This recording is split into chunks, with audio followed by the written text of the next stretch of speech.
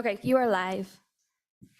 All right, we will call the, let's see here, it's September 14th. Kind of crazy to think that we're already into September, midway through September's meeting to order. Ashley, if we can get a roll call, please. Senator Beitman? Senator Hicks? Excused. Senator McEwen? Here. Senator Rothfuss? Here. Representative Harshman? Representative Oakley? Here. Representative Olson? Here. Representative Storer? Vice Chairman Landon? Here. Chairman Brown? Here. You have a quorum. Thank you, Ashley. And I just want to start off by thanking staff, both LSO staff as well as State Construction Department. A lot of information, a lot of materials, and I just want to say thank you very much from the bottom of my heart for giving me so much enjoyable reading. I know this was a lot of hard work on everybody's part, so I just want to start off by saying thank you to everybody involved. And then also want to take just a few seconds to thank everybody for driving up here this morning, or if you stayed overnight. We do have a very, very packed agenda today, but I want to make sure that we cover a couple of ground rules. I think you guys have probably been hearing these almost identical, same things coming out of every committee. I'm not worried about it in this one as much as I am some of the others, but let's be respectful. Let's make sure we're not hooting and hollering when somebody has a good point that they made up here on the microphone. I can't imagine anybody's really planning on clapping for school facilities, but you know, at the end of the day, we're all adults. Let's do our best to make sure we maintain that decorum. Beyond that, Mr. Vice Chairman, you have any remarks? Just real quickly, Mr. Chairman, because I know we've got a really heavy agenda, I just want to welcome everyone. Driving across town last night, I was thinking, you know, 12 or 14 years of doing all of this. It's always a tough lift, and it's always frustrating and difficult.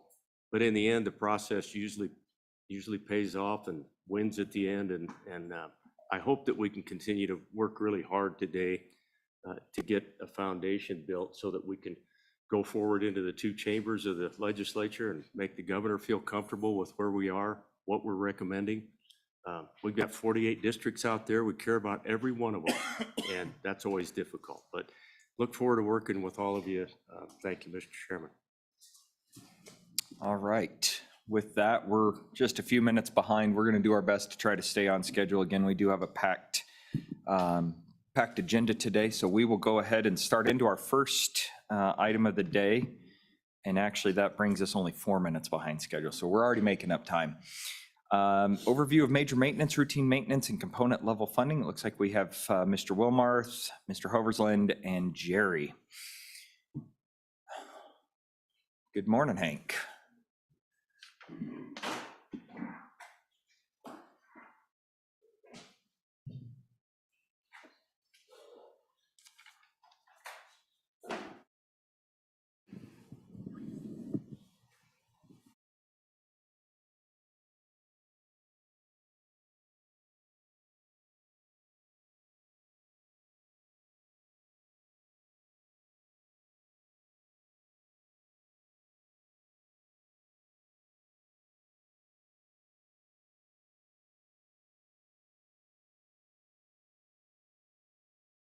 All right, gentlemen, when you are ready, the floor is yours.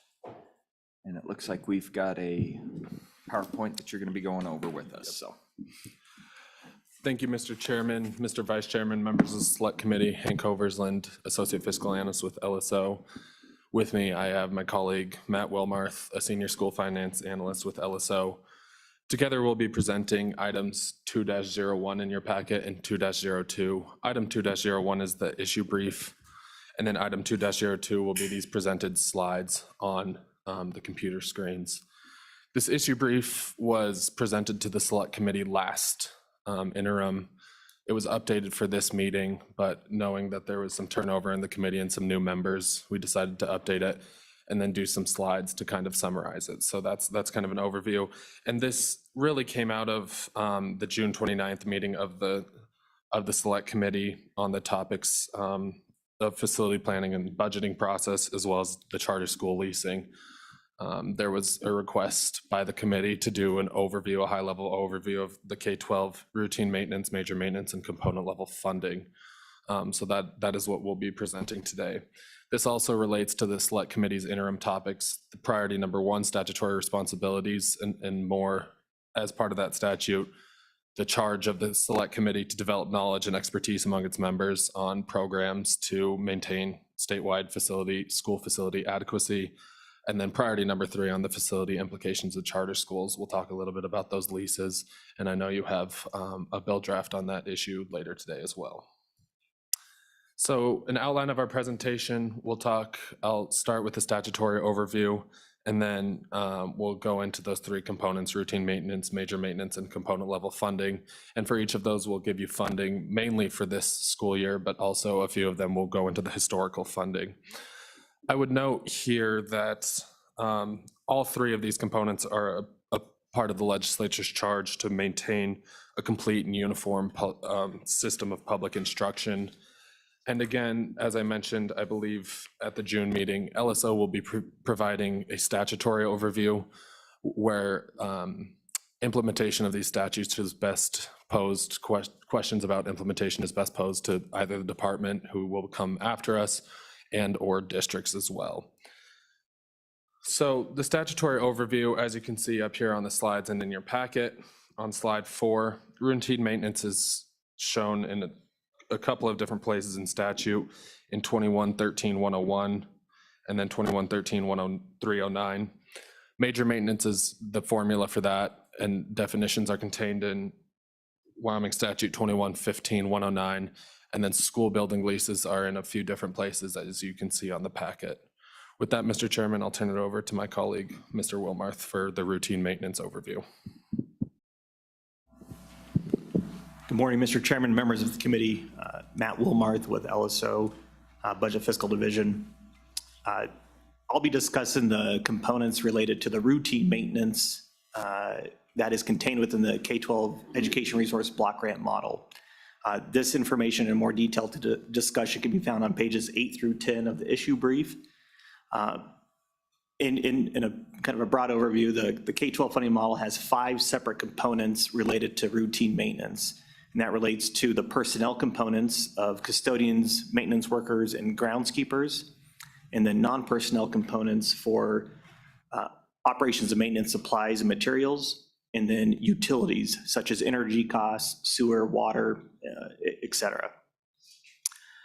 The primary formulas for these were developed through the 2005 recalibration effort, and they've been refined slightly since that time through various amendments to the K-12 funding model. A little bit unique for the K-12 funding model is the resources are generated at primarily the school level, as opposed to the major maintenance model. It's aggregated, everything's aggregated up at the district level and distributed in that manner. For custodians and maintenance workers, it utilizes the school level building data that is based upon the highest grade band of that school. So for example, if you have a school building who may be configured as 3 separate schools under the Department of Education's school definitions, it may be all contained in a single building. And so for purposes of allocating the routine maintenance and operations resources, it is resourced at the highest grade band level. So for example, you have a elementary school, middle school, and high school contained in a single building, it'll be resourced as a high school at the highest grade band level. Similarly to groundskeepers, and I'll get into the discussion in a little bit, we look at that as a site level, and the resources are allocated at the highest site level. So you may have a elementary school and a middle school on the same site, and it would be aggregated to the middle school, and those resources would be allocated at the highest site level for the school. Like major maintenance funding, and you'll hear this later and read it within the issue brief, we discuss a authorized educational gross square footage amount, and that is the lesser of the actual gross square footage, or 115% of the allowable gross square footage, using the School Facilities Commission's authorized gross square footage calculations. What is different for the routine maintenance components is that the authorized square footage is computed at a school level and resourced at a school level. The major maintenance model aggregates that at a district level. So that's just a little bit unique or difference. The 115% has been in place for some time, and it's mirrored the major maintenance formula for, I think, about 23 years, where it originally was at 200%, ratcheted down to 135%, 125, and now it's at 115, and that's been in place, I believe, since the school year 2009-10.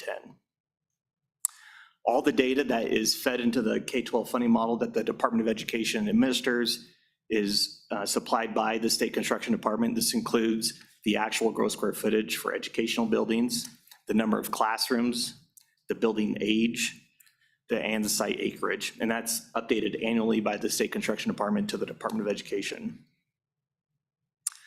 Importantly, as you all know, the resources that are allocated to school districts through the K-12 funding model come in the form of a block grant. So districts aren't required to expend these dollars that are resourced to them on these specific components or hire the number of personnel. They can either contract for these items or do what's best for each of those districts' needs. Turning to slide 6, I'll step into the first component on custodians, and I give you kind of a high-level overview of how that calculation occurs. There is an initial base FTE that is computed on the average of 4 separate calculations.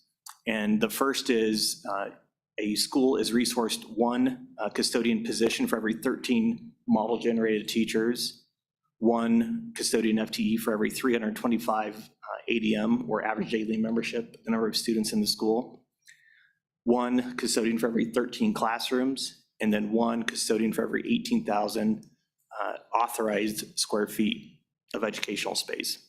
Those are only allocated for schools with more than 49 students. There's a separate formula for what we consider small schools, and that's a school with less than 49 or less ADM. So those 4 FTEs are averaged to determine an initial custodian formula. And then a separate calculation looks at if the school is a secondary school, so either a middle or high school, it receives an additional half FTE. And then that is the school level custodian allocation for each of the schools. District level custodians are generated at the rate of 1 custodian for every 18,000 square feet based upon 10% of the authorized square feet. Once each of the FTEs are generated, each school district's compensation amount is multiplied by their number of positions generated, and that's how it arrives at the custodian funding level. On page 7, we've identified from the 2005 recalibration report what was envisioned as custodian duties, both on a daily and weekly basis, and then also other miscellaneous duties that custodians would be responsible for.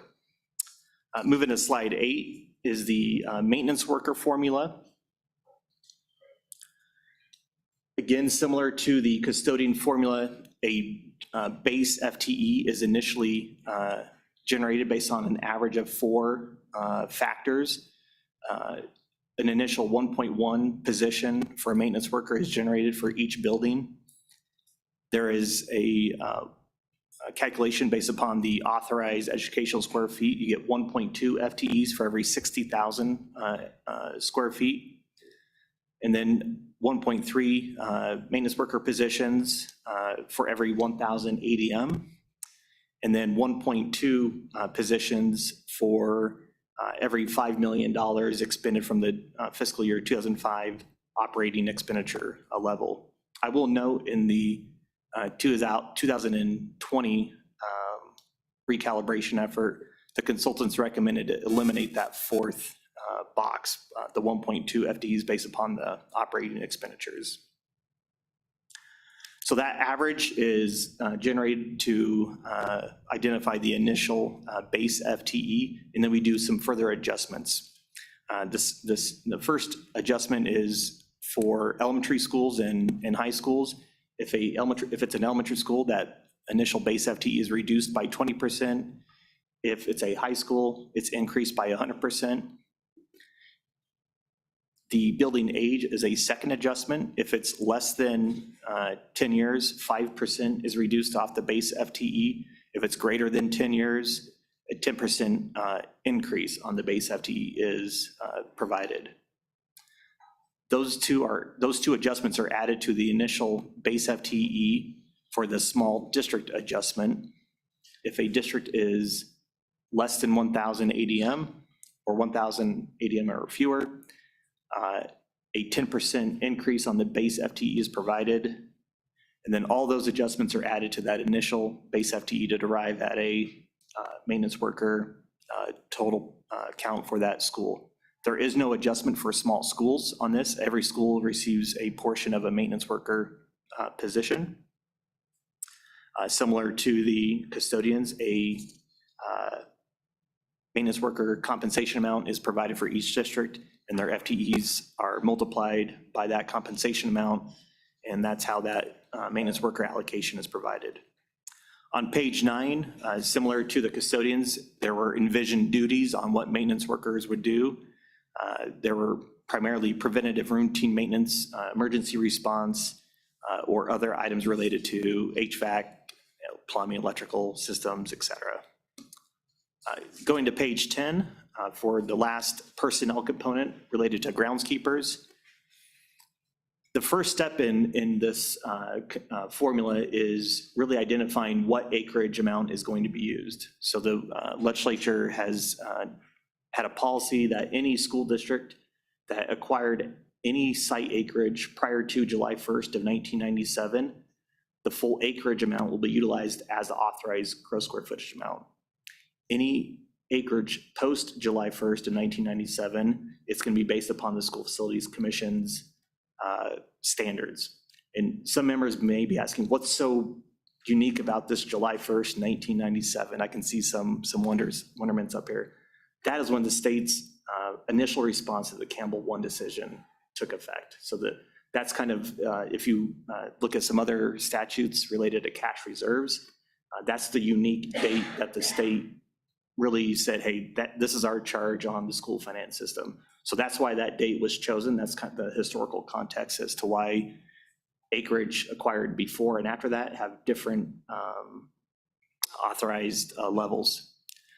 For the elementary schools, the commission's rules allow 4 acres for elementary schools plus 1 acre for every 100 students. Middle schools are authorized 10 acres plus 1 acre for every 100 students. And then high schools are authorized 20 acres plus 1 acre for every 100 students. So that initial acreage determination on whether a district gets the actual acreage or authorized is the first step. The second step is once that authorized, so any district that is under the post July 1st in 1997 gets the lesser of the authorized or their actual acreage. Senator Office. Thank you, Mr. Chairman. Mr. Wilmarth, does this match what we have right now in our guidance for school siting for new schools? It actually doesn't seem to in my mind, but maybe I'm misrecalling. Mr. Wilmarth. Mr. Chairman, Center Office, it does. So this is current commission policy in their rules. I can't remember what chapter or section that is, but I know it's within their adequacy standards. It might be chapter 8, but I will, is it chapter 3? It's in chapter, we'll get you the exact citation, but it does reflect. It does match, It does okay. reflect the current Perfect. commission policies. That's great. Thanks. I don't need to follow up, honestly, as long as I just wanted to make sure that it was matched. Thanks. So, Mr. Chairman, members of the committee, once that authorized acreage amount is determined, the calculation's fairly straightforward after that. That acreage amount's multiplied by 93 hours. That product in step one, as I indicate in the figure, is then divided by 2,080 hours, which is an annual work year. And then that is further adjusted for middle schools by multiplying it by 1.5 or 2.5 for high schools. And that is the calculation for a school site FTE. Each of those are aggregated up to the district level, and then 10% of those are allocated for non-school sites. So district sites, whether that's their district administration building, bus barn, et cetera. That is a change that occurred in 2018. Some members of the committee may recall there were some unique acreages out in the districts that produced a large number of groundskeepers that may not necessarily be utilizing those. And so in the 2018 session, the legislature modified its formula to really only allocate groundskeepers to the school sites, and then mirror kind of what they did on custodians to allocate 10% of that school level allocation of groundskeepers for district level sites. Each district has, again, its own unique groundskeepers compensation amount, which is equal to the maintenance worker salary or compensation amount, and that amount is multiplied by the total FTEs. On slide 11, groundskeeper duties are outlined, and they take care of lawn, snow, landscaping, parking lots, concrete on their walkways, et cetera. Snow removal, of course, in Wyoming. Mr. Chairman, on slide 12, for the start of the non-personnel items, operations and maintenance supplies formula is a calculation of the total authorized square feet. 110% of that amount is multiplied by, which is for school year 2023-24, 83 cents. And that arrives at the total supplies materials amount. Pretty straightforward calculation. And then finally, Mr. Chairman, the final component that is contained in this issue brief relates to utilities. The K-12 funding model bases utilities on the actual school district expenditures from the 2009-2010 school year. And it's been further adjusted by external cost adjustments. You can see what those are in that first minor bullet. For school year 2023-24, this was further adjusted by an ECA of 38.996%. And there is the ability for new square footage that school districts, so if a new school like the New Munger Mountain up in Teton County that was built after school year 2009-10, that new square footage comes online and is multiplied by the cost per square foot of educational buildings from the 2009-10 school year as adjusted by the external cost adjustment. So school districts do get adjustments for that new square footage that's added to the inventory. Finally, Mr. Chairman, on slide 14 to conclude my remarks is a table just illustrating what does this really mean in terms of a number of positions and funding. And you can see in the middle column, the total FTEs that have been generated through the K-12 funding model equates to about 1,541 FTEs. And then the total allocations is approximately $161 million for this current school year. If you remove utilities just for the personnel and non-personnel for the routine maintenance staff, it's about $111 million. So with that, Mr. Chairman, I'll turn it over to Mr. Hoversland to discuss the remainder of this presentation. Before we turn it over, any questions for Matt? Yes, Senator Biteman. There we go. Thank you, Mr. Chairman. Matt, could you give us some examples of what the routine maintenance is as opposed to major maintenance? Real world examples like flooring.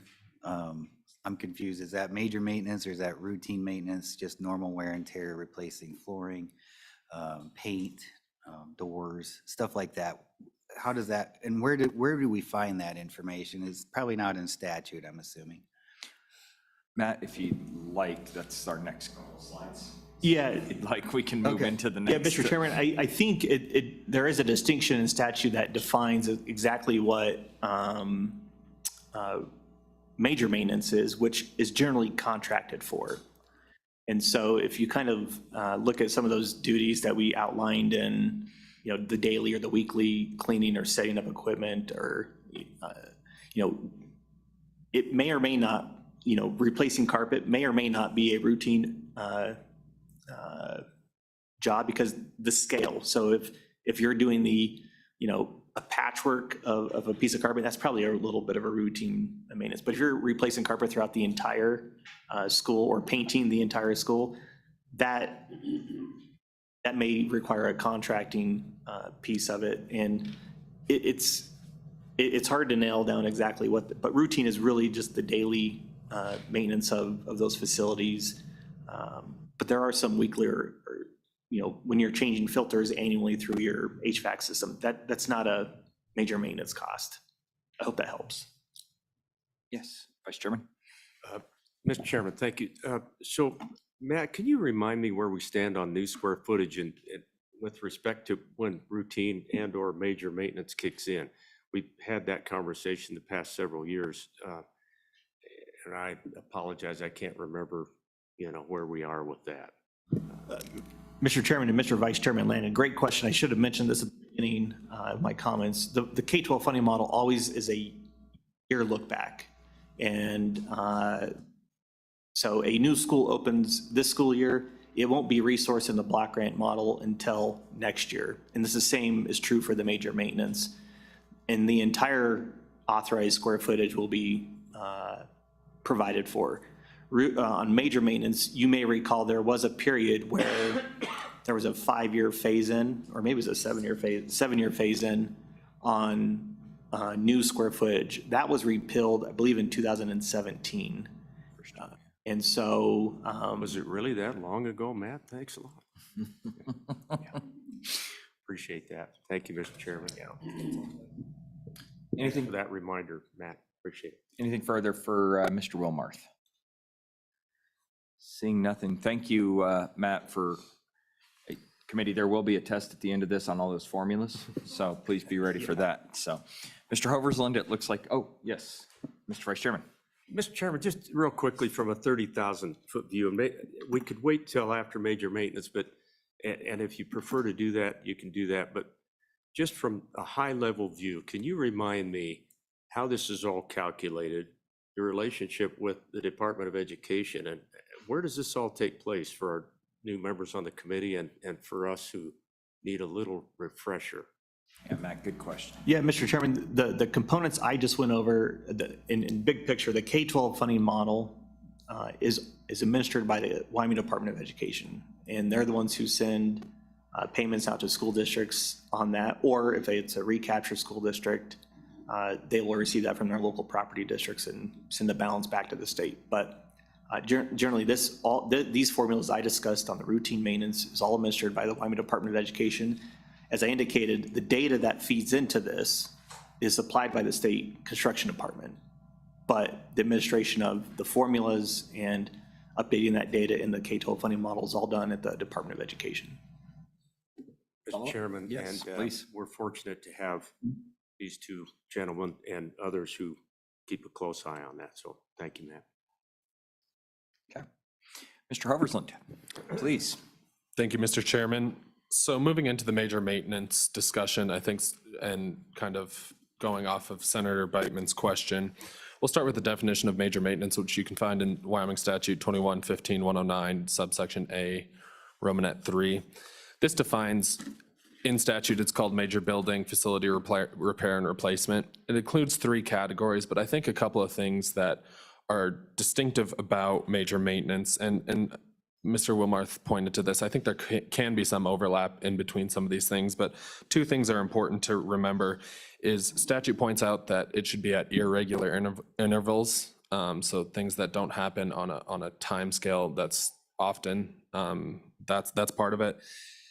Another thing is that any major maintenance that is performed has to keep the building at its original capacity as well as for its original intended use. And then the second thing that Mr. Wilmarth kind of mentioned as well is that much of the major maintenance is accomplished by contractors. This does not preclude school districts from hiring their own staff to do this, and some of the larger districts may, but much of the major maintenance is so technical that it's accomplished by contractors. And so those three categories that were added to statute were code compliance, which I think is mostly self-explanatory, and then you have site improvements, which are mostly on the outside of a building. So sidewalks, all that landscaping, those types of things, tracks, playgrounds, and then system improvements, which are more the inside, the inner workings of the building. So HVAC, electrical, different things like that. So that's the major maintenance definition that we would point to for that. Hank, we have a question here. Representative Olson. Thank you, Mr. Chairman. Hank, so with the system improvements, the example that you have there, just not trying to get too far into the weeds, but does that mean anything that deals with HVAC? Or does it mean is there some type of, just using that as an example, is there some type of distinction? Because I would assume there could be routine maintenance on an HVAC system, right? Like changing the air filter, and something really simple like that would not be major in my mind. Mr. Chairman, or Representative Olson, that's correct. Yeah, and I think Mr. Wilmarth pointed to it, changing the filter. That's going to be routine. You have to do that on a certain basis. I think most of that, the HVAC is going to be the replacement of the whole HVAC system, is more the major maintenance. And sometimes we've seen it, and I'll get into the component level funding as well. We've seen it come through that portion of the funding. But again, I think that points to the overlap. The HVAC systems, different things. You can see routine maintenance or major maintenance deal with both of the issues that arise. Please continue. So, Mr. Chairman, the way that the major maintenance formula works is we have three different areas. They all start with A, so it makes it a little more confusing, but we have three terms that we use. We have actual square footage, we have allowable square footage, and then we have authorized square footage. So I'll start at the high level of actual square footage, which is where we take the department takes the district's actual square footage without portable buildings, and then they subtract out of that any leased educational square footage or locally enhanced square footage, and then add back in the portable square footage. I'd note there that portable square footage is limited to 10% of a district's educational gross square footage. And this school year, no district exceeds that 10% limit. So I think that's important to add in there. With that, then the actual square footage is compared to the allowable square footage. Allowable square footage is based off of average daily membership, or ADM, and the Commission's Chapter 3 adequacy standards, where we get allowable square footage. To get to authorized square footage, that final portion, a district is authorized the lesser of their actual square footage, or 115% of the allowable square footage. Mr. Wilmarth noted earlier in his presentation that for a couple years there, it was compared versus 200% of allowable. It was ratcheted down to 135%, 125%, and he was correct when he said that the school year 2009-2010 is when the 115% of allowable was included in statute. And the next slide will kind of go into those districts and where they land. So I'll hold off on that. So that is how the educational building square footage is calculated for the major maintenance formula. The second portion is office and warehouse buildings, and this is adjusted based upon the proportion of the district's total educational square footage. So if their office and warehouse buildings are 10% or less proportionally to their educational gross square footage, they receive 100% of that in the major maintenance formula for their office and warehouse building. If it's between 10 and 16% proportionally, they receive 90%. Between 16 and 21% proportionally, they receive 80%. And then, Mr. Chairman, I would note that the slide, it should say 70% on that last one. So anything greater than 21% proportionally, districts receive 70% of their office and warehouse. Hank, got a question here. So Hank, thank you for that. Is that, does that include bus barns when you reference warehouse building? Mr. Chairman, Mr. Vice Chairman, that's correct. Bus barns would be part of that, the kind of, as it's put in budget request, the ancillary buildings, non-educational is how they're also referenced. And Mr. Chairman, with that, I'd note that 19 school districts are paid at 100% of their non-educational buildings.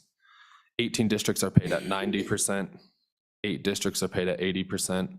And then the remaining 3 districts are paid at that 70%. And Hank, I just want to make sure everybody's aware that those numbers that you just referenced are all in the memo that you attached with this as well. Is that correct? That is correct. That's on the issue brief.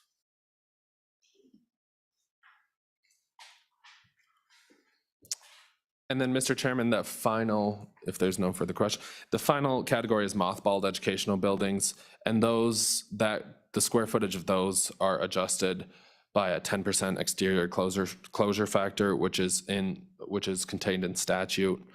The department's major maintenance formula picked this up, and it used to be in their rules, and in a recent change, I don't believe it was the emergency rules that was taken out, but the major maintenance formula takes into account the 10% exterior closure factor. Going into the educational gross square footage, we can see here that 4 districts, Bighorn number 1, Fremont number 38, Niobrara number 1, and Weston number 7, are all paid on their actual square footage. The remaining 44 school districts are paid on 115% of their allowable square footage. So I think that's important to note. Statewide, there's about 18.6 million, and the next slide will show this. There's 18.6 million gross square feet in the educational category. There's an additional 4.5 million square feet that aren't captured in the major maintenance formula because they're in excess of the 115% of the allowable square footage.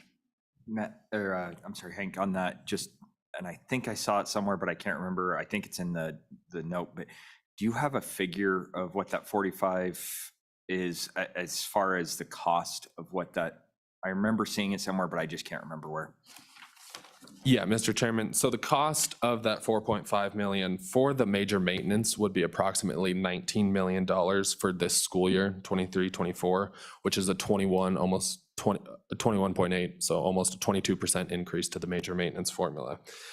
Recall, though, that much of this data is used for the routine maintenance, so we have that number as well, which would be an increase of 11.5 million for a total if districts were paid on actual square footage and there was no allowable or anything for educational buildings, that the total change between routine and major maintenance would be 30.5 million for school year 23-24.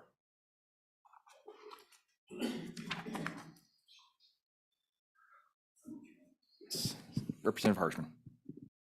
Just to add a little context to that graph too that you went through. I mean, a lot of this are really buildings that were built when many of these towns were a different size. You know, I think of the Green River High School, you know, was built by local funds before Campbell decisions, you know, Sheridan too. You know, if the state were building those buildings today, Uinta in Evanston, if the state was building those buildings today, they'd be much smaller. And but we're not going to go in and knock down parts of the building, obviously. And so some of this is kind of legacy, you know, left over from a different era. And, you know, over the decades, it'll work itself out eventually. But thank you, Mr. Chairman. I think it's important to note too, based off of that, you know, these are 50, 75-year-old buildings in some cases that we hold on to and remodel. And, you know, it just continues to, I think this was a lot to do with what Senator Rothfuss brought up last time, just the amount of money that we have not necessarily shorted, but that there's some inadequacies in our funding formula at a certain point of taking care of some of the older school buildings that we have out there. So, yeah. Mr. Chairman, Senator Landon. just to add on a couple of quick comments. That's the reason why through the years you've seen the select committee has periodically tried to right some of those wrongs. A good example of that is Riverton School District 25.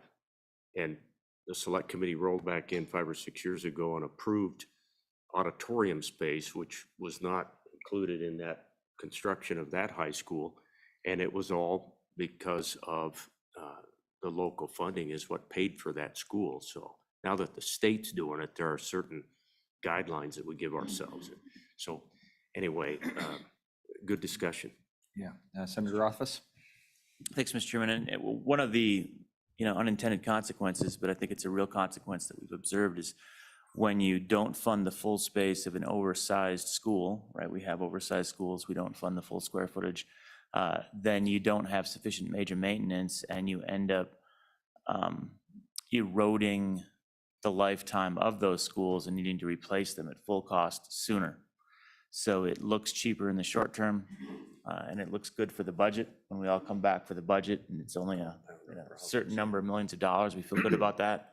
But then we come back and we have to build new schools because the adequacy of those schools has diminished due to our poor investment in them over time. So, save money today, spend money tomorrow, and this is the select committee that needs to be thoughtful about that. Hank, can you give me the total number again, if we were to do total square footage on both major maintenance and routine, what that number was again? Yeah, Mr. Chairman, so it'd be an additional 4.5 million square feet. Those numbers would be 19 million for major maintenance, 11.5 million for routine maintenance, for a total of 30.5 million for all those square feet. Perfect, thank you.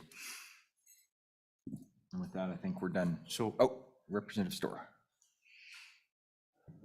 Thank you, Mr. Chairman. I just want to make sure I'm understanding that the issue under discussion here is the fact that we have not been funding the maintenance for this excess educational gross square footage. Is that correct?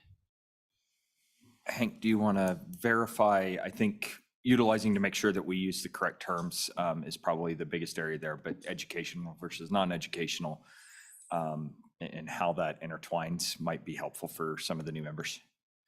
Yeah, Mr. Chairman, again, I think there's some nuances. So we do the lesser of the actual square footage of the districts. As you know, 4 districts are paid on their actual, and then the other 44 are paid on 115% of their allowable square footage, which is that allowable is based on their ADM and stuff like that. The non-educational is based proportionally on their educational. So if their non-educational takes up more than 10%, then they get it reduced a little bit because I think statute requires us to prioritize educational buildings. But I would say that there's some nuances to the formula.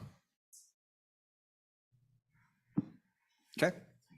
Looks like we're all good up here. Hank, thank you. Please continue. Mr. Chairman, so again, to this slide, once those square feet, authorized square feet are arrived at, they're multiplied by a cost replacement value, which comes from RS means. Office and warehouse comes from their own, but I'd note that the educational buildings are multiplied, or the average of elementary, middle, and high school, the per square foot cost replacement value. So on page 3 of the issue brief, footnote 11, it shows the cost for each of those 3 categories. It's averaged for all educational buildings to $213.17. Under office. Thank you. And I think it's just worth pointing out again for the committee that as we're talking about not funding the full statewide gross square footage for major maintenance, that this is a very good illustration of kind of how we fund our major maintenance relative to what potentially should be funded for major maintenance. So the authorized gross square footage is about 20-ish% short of what the actual gross square footage is. Maybe it's 25% short. Look at the per square foot replacement cost for educational facilities. I don't know what year was the last year we built a school for that price, but I can't remember it. I'm going to say at least 10 years, probably a lot more than that. So I think we're building at 400-ish right now. So RS means high 4s. RS means is coming in at 50% of the actual replacement cost for those square foot. And then the multiplier, the 2%, the analysis that we did a number of years ago says 2.75% is the most cost effective. So the actual funding of major maintenance, if you take those cumulative discounts, it's substantially lower than what the appropriate level of major maintenance would be to maintain the most cost-effective approach to operating the school fleet. And again, that's why I think it's important for us to realize that's why we see school replacement instead of school investment as being the policy that we end up having to go with.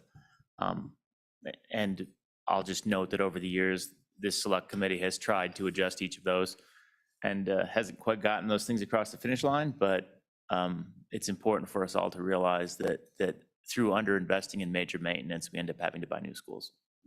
Senator McCune? Thank you, Mr. Chairman. Kind of a simple question I'm trying to wrap my brain around.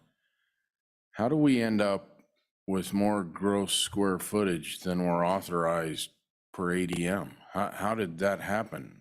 I see we got a problem maintaining it, but how do we get there? Thank you. Senator McCune, I think, and to allow the staff to do this, I think Representative Harshman, who's got the historical knowledge, touched on this briefly, so I'll let Representative Harshman cover that. Well, Mr. Chairman, I think, and if you look at that chart on page 17, and you can kind of look at the bigger ones, well, Campbell, for example, Campbell County is not at its peak of students that it's been, and when they built the Campbell County High School in the 70s, we don't build schools with hallways, quarter-mile long, 20 feet wide anymore. That's a big square footage. You go to the brand new schools, and the hallways are really narrow. They're saving square footage. You go to Sheridan 2, that was built by mineral reclamation dollars. It's, Sheridan 2 has 900 kids, I think, in their high school. That school would be much smaller if the state built it today. You go to Uinta on here, built in the 70s, Evanston High School has much fewer students than they did in the 1970s. So they built these, 30, 40 years ago, and they had more kids. We have less kids in certain parts. And you look at Big Piney, you look at some of these, and so they're just not gonna, they're gonna keep the building intact and not knock down a part of it or what, so that's really where you're at. And I think it's gonna take decades, really, when you go from local built buildings to now state built buildings, and it'll happen after we're long gone, but it'll eventually work itself out to where these are all state authorized square footages. But you still have in Wyoming a very population that rolls with the energy economy. And so there's certain communities that will pick up dozens, hundreds of kids and then lose those kids. I think back, a few years back when things were starting to tank in energy, Casper, there were no U-Hauls.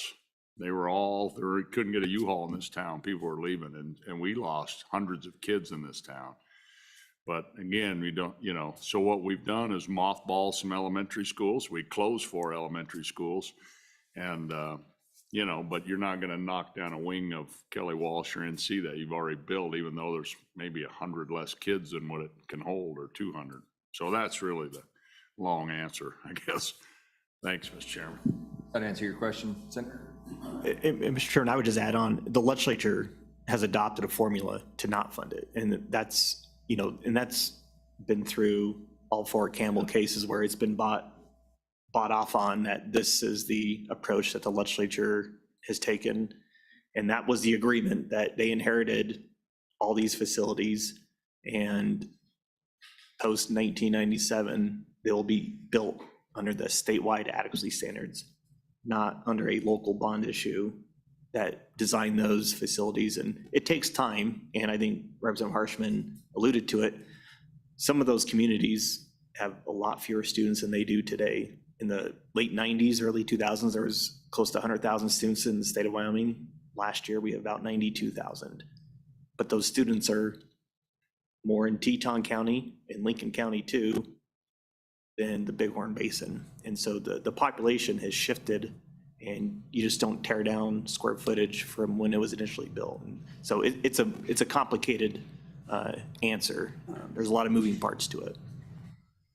I think it might be interesting at some point to take a look, and I'm certainly not giving staff any directive at this point, but to kind of go back and look at some of those larger school districts that you were just talking about that have had some of those older buildings that we've knocked down, we've demolished, and we've actually started putting in that statewide adequacy standards to see how much of that gap has shrunk at a certain point as well. I'm just thinking of, like you were just saying, some of these older schools that we've knocked down, they were much larger, as Representative Harshman was stating. And when we've knocked those down and we've built them with the statewide adequacy, I'm guessing that the square footage, allowable square footage, has probably been reduced with that as well. But Senator Office, did you have something? I was just going to note that one of the other nuances is you can't redesign educational space using major maintenance funding. So there's really no tool to restructure an educational space, and that ends up leading to a circumstance where you have oversized classrooms where, let's say the classroom is a 50-person classroom, you want 25 in the class.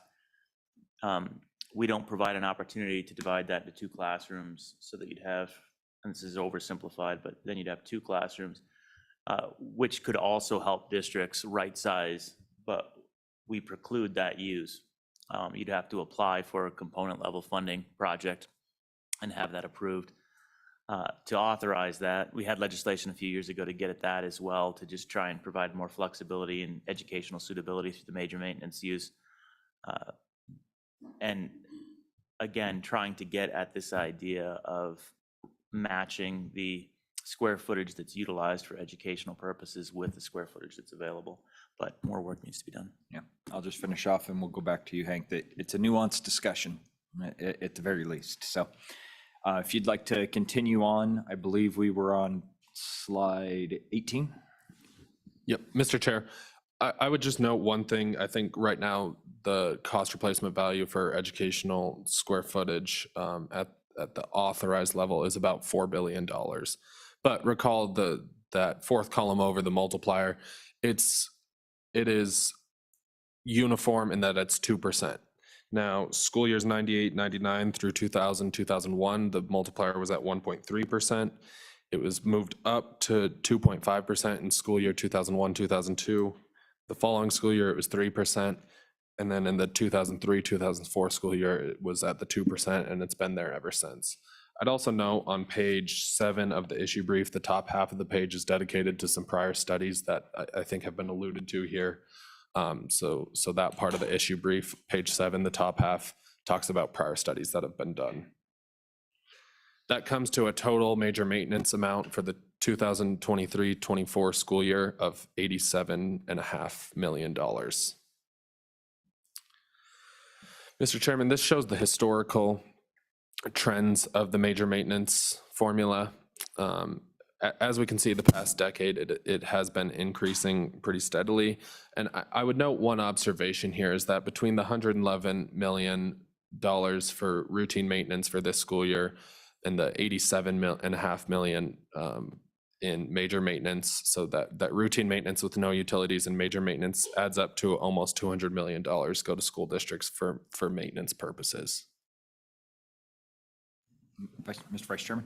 Thank you, Mr. Chairman. So Hank, really appreciate the information. So does this reflect the entirety of the increasing cost of routine and major maintenance as we go through this? Or is that going to be reflective of the conversation in 10 days when our Appropriations Committee meets with Education to talk about an external cost adjustment? It strikes me that all of what we're talking about this morning is going to be a driver on cost, is it not? When you reflect an $88 million estimate for 23-24, is that 11 million difference? Does that adequately address what we know is the inflation cost going on out there? Mr. Wilmarth? Yeah, so Mr. Chairman, good. That's a great question. So this is a little bit different. Major maintenance is a little bit different than routine maintenance. The major maintenance cost replacement values you see on page 18 that come from the RS means data, those are updated annually without any legislative action. The law states it shall be based upon the prior, I think, a second quarter amount. And so those, without any further legislative action, get updated annually. So that should take into account inflationary costs or pressures related to the cost replacement values. They may not be the level that Senator Rothfuss would like, but they are updated annually. The routine maintenance is a little bit different, and I'll say on both of these, the data is updated. The underlying square footage, number of buildings that are being serviced, all those are updated annually as well. The routine maintenance, the inflationary costs are a subject that the legislature takes up annually and has to be affirmatively approved. So the increase in the cost per square foot for supplies materials, that 83 cents I showed you, that was increased this past legislative session by the external cost adjustment that was approved.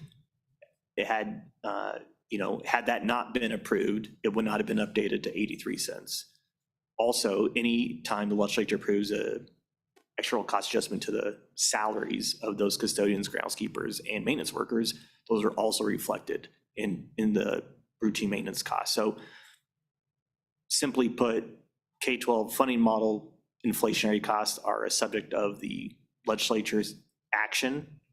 Major maintenance is routinely or annually updated to reflect the most recent RS means data. Mr. Chairman, just to add on to that, I think, and you saw it last year there, and you'll see it this afternoon with the budget request. I think the department alludes to it that part of their major maintenance budget is an exception request, so it's not going to be part of their standard budget. So they do have to ask for that increase, and we can get into the weeds on how the RS means data, but it's given to the Division of Economic Analysis within Administration and Information, and they weight it based on different factors, population factors in cities. That's how they get it and come to this ultimate $213.17 per square foot cost replacement value after averaging it for elementary, middles, and high schools. So I think just to add to that discussion. I'd also just point out that it's a total of probably 6 of you throughout the state that are putting all of this together at the end of the day and mashing all those numbers for all of these school buildings and putting it all together. So just another recognition of the hard work that goes on behind the scenes for all of this information. And I thank you all for doing that, because when you sit here and look at this and the amount of square footage and the amount of buildings that we have, I think it is probably 6 to 8 of you in the entire state that are handling all of this. So Hank, if you'd like to continue on, I think we're on to page 19. Yeah, Mr. Chairman, and just one note on this, the educational mothballed in this is already, the 10% exterior closure factor is already taken into account. So the actual number is closer to 97,000, but with the exterior closure factor, it's moved down to 9,000. Moving on to major maintenance expenditures by the districts, statute 21-15-109E, as well as 21, which deals with the major maintenance, and then 21-15-116, there should be a subsection A, Romanet 5, apologies for that, Mr. Chairman, require expenditures to be in accordance with the district's long-range comprehensive facility plans, which we had a discussion on in the June meeting in Gillette. So I think you have some background on that.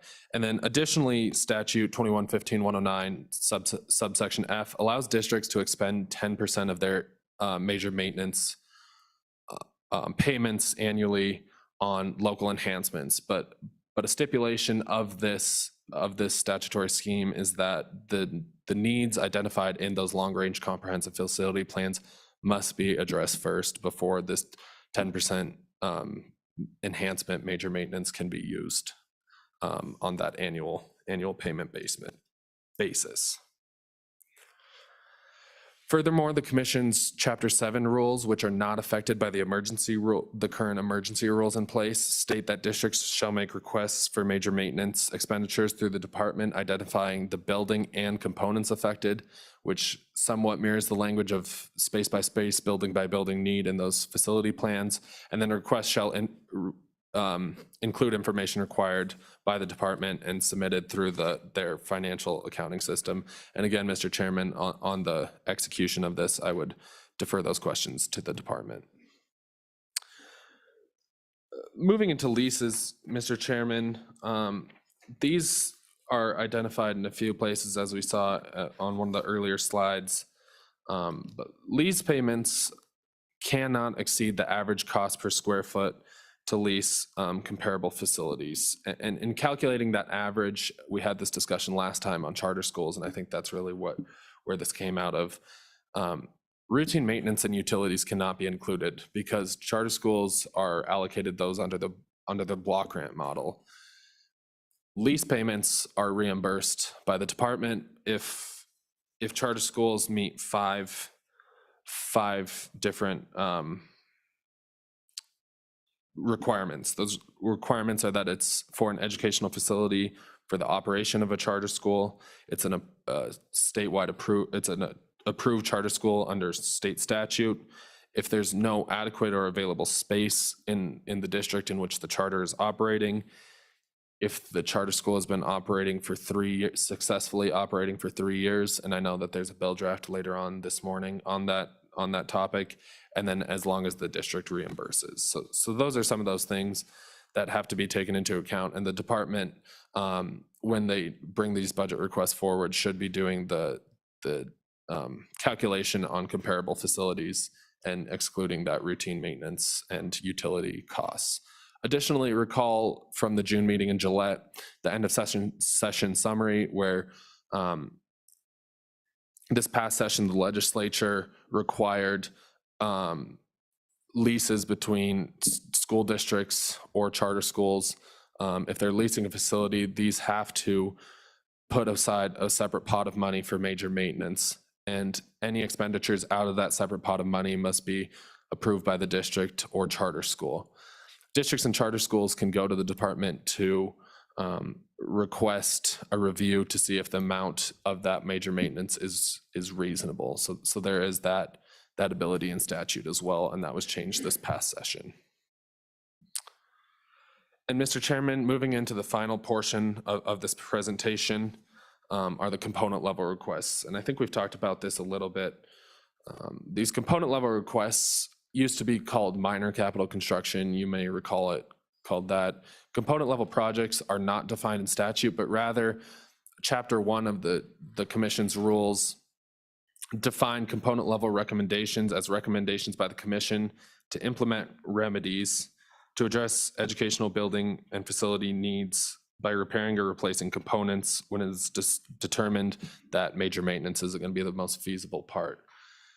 The issue brief on page 7, the bottom half of page 7, talks about the 2021 annual report of the Commission, talked about a process in which there was a 12-member review panel for these requests that were made of district personnel, and that's how it was scored.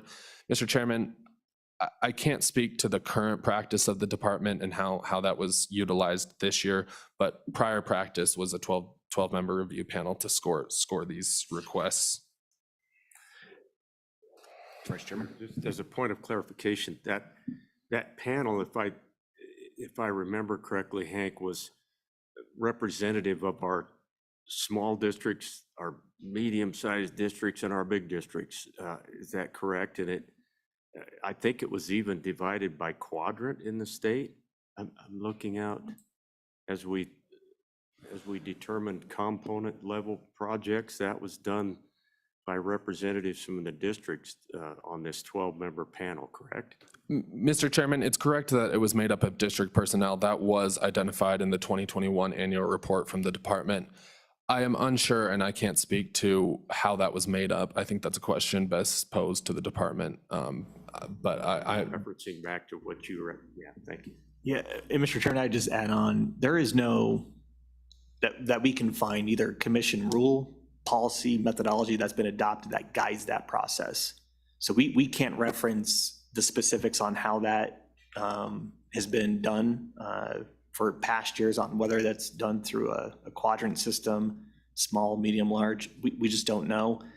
And even, I think you'll hear from the department in maybe a couple different presentations today on how they arrived at their 2025-26 biennial budget request. It's a completely different methodology. But again, we can't point to any statute, policy, rule, or methodology that was adopted by the commission and department that guides that process. So we have to defer to the department on kind of the historical and the new process that's been established.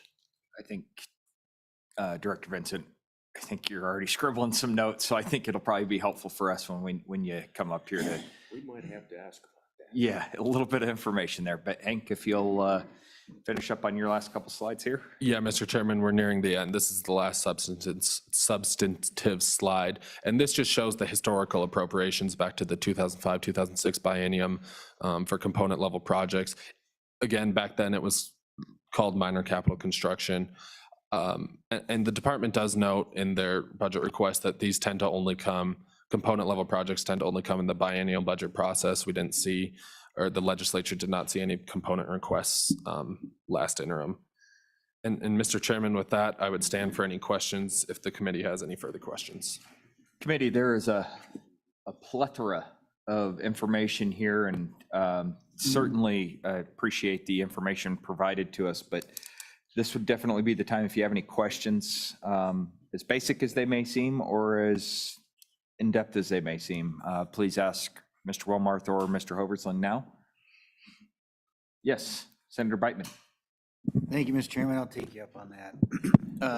The component level fund requests, are those like exception requests, or is that, you know, if you say you had a big emergency that you needed extra funding, what would be the terminology of that request? Is it component level exception request? Where does that fall?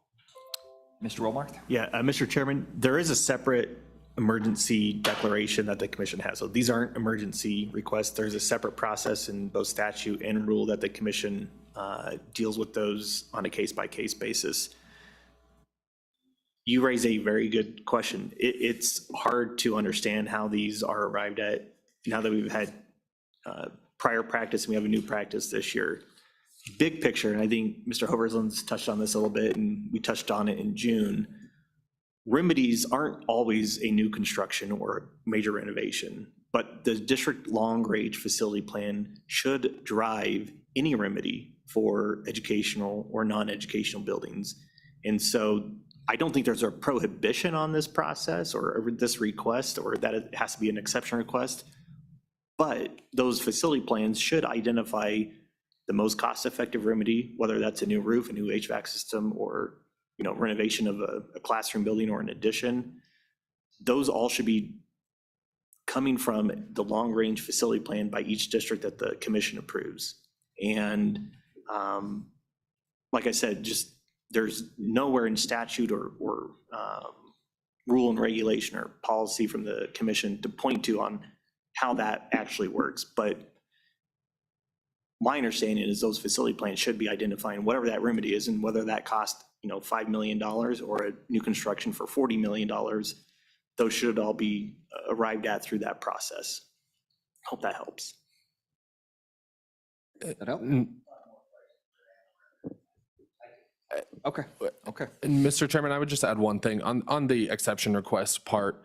There is no standard budget like major maintenance for component level projects. These are appropriated at the district level. We know what they're going to go to, but they're appropriate at the district level. So we don't have a standard budget for component projects. These come, again, as I said, the department's indicated that they only come in the biennial budget process, but there is no standard budget for these because they're a project basis, not the major maintenance payments. All right.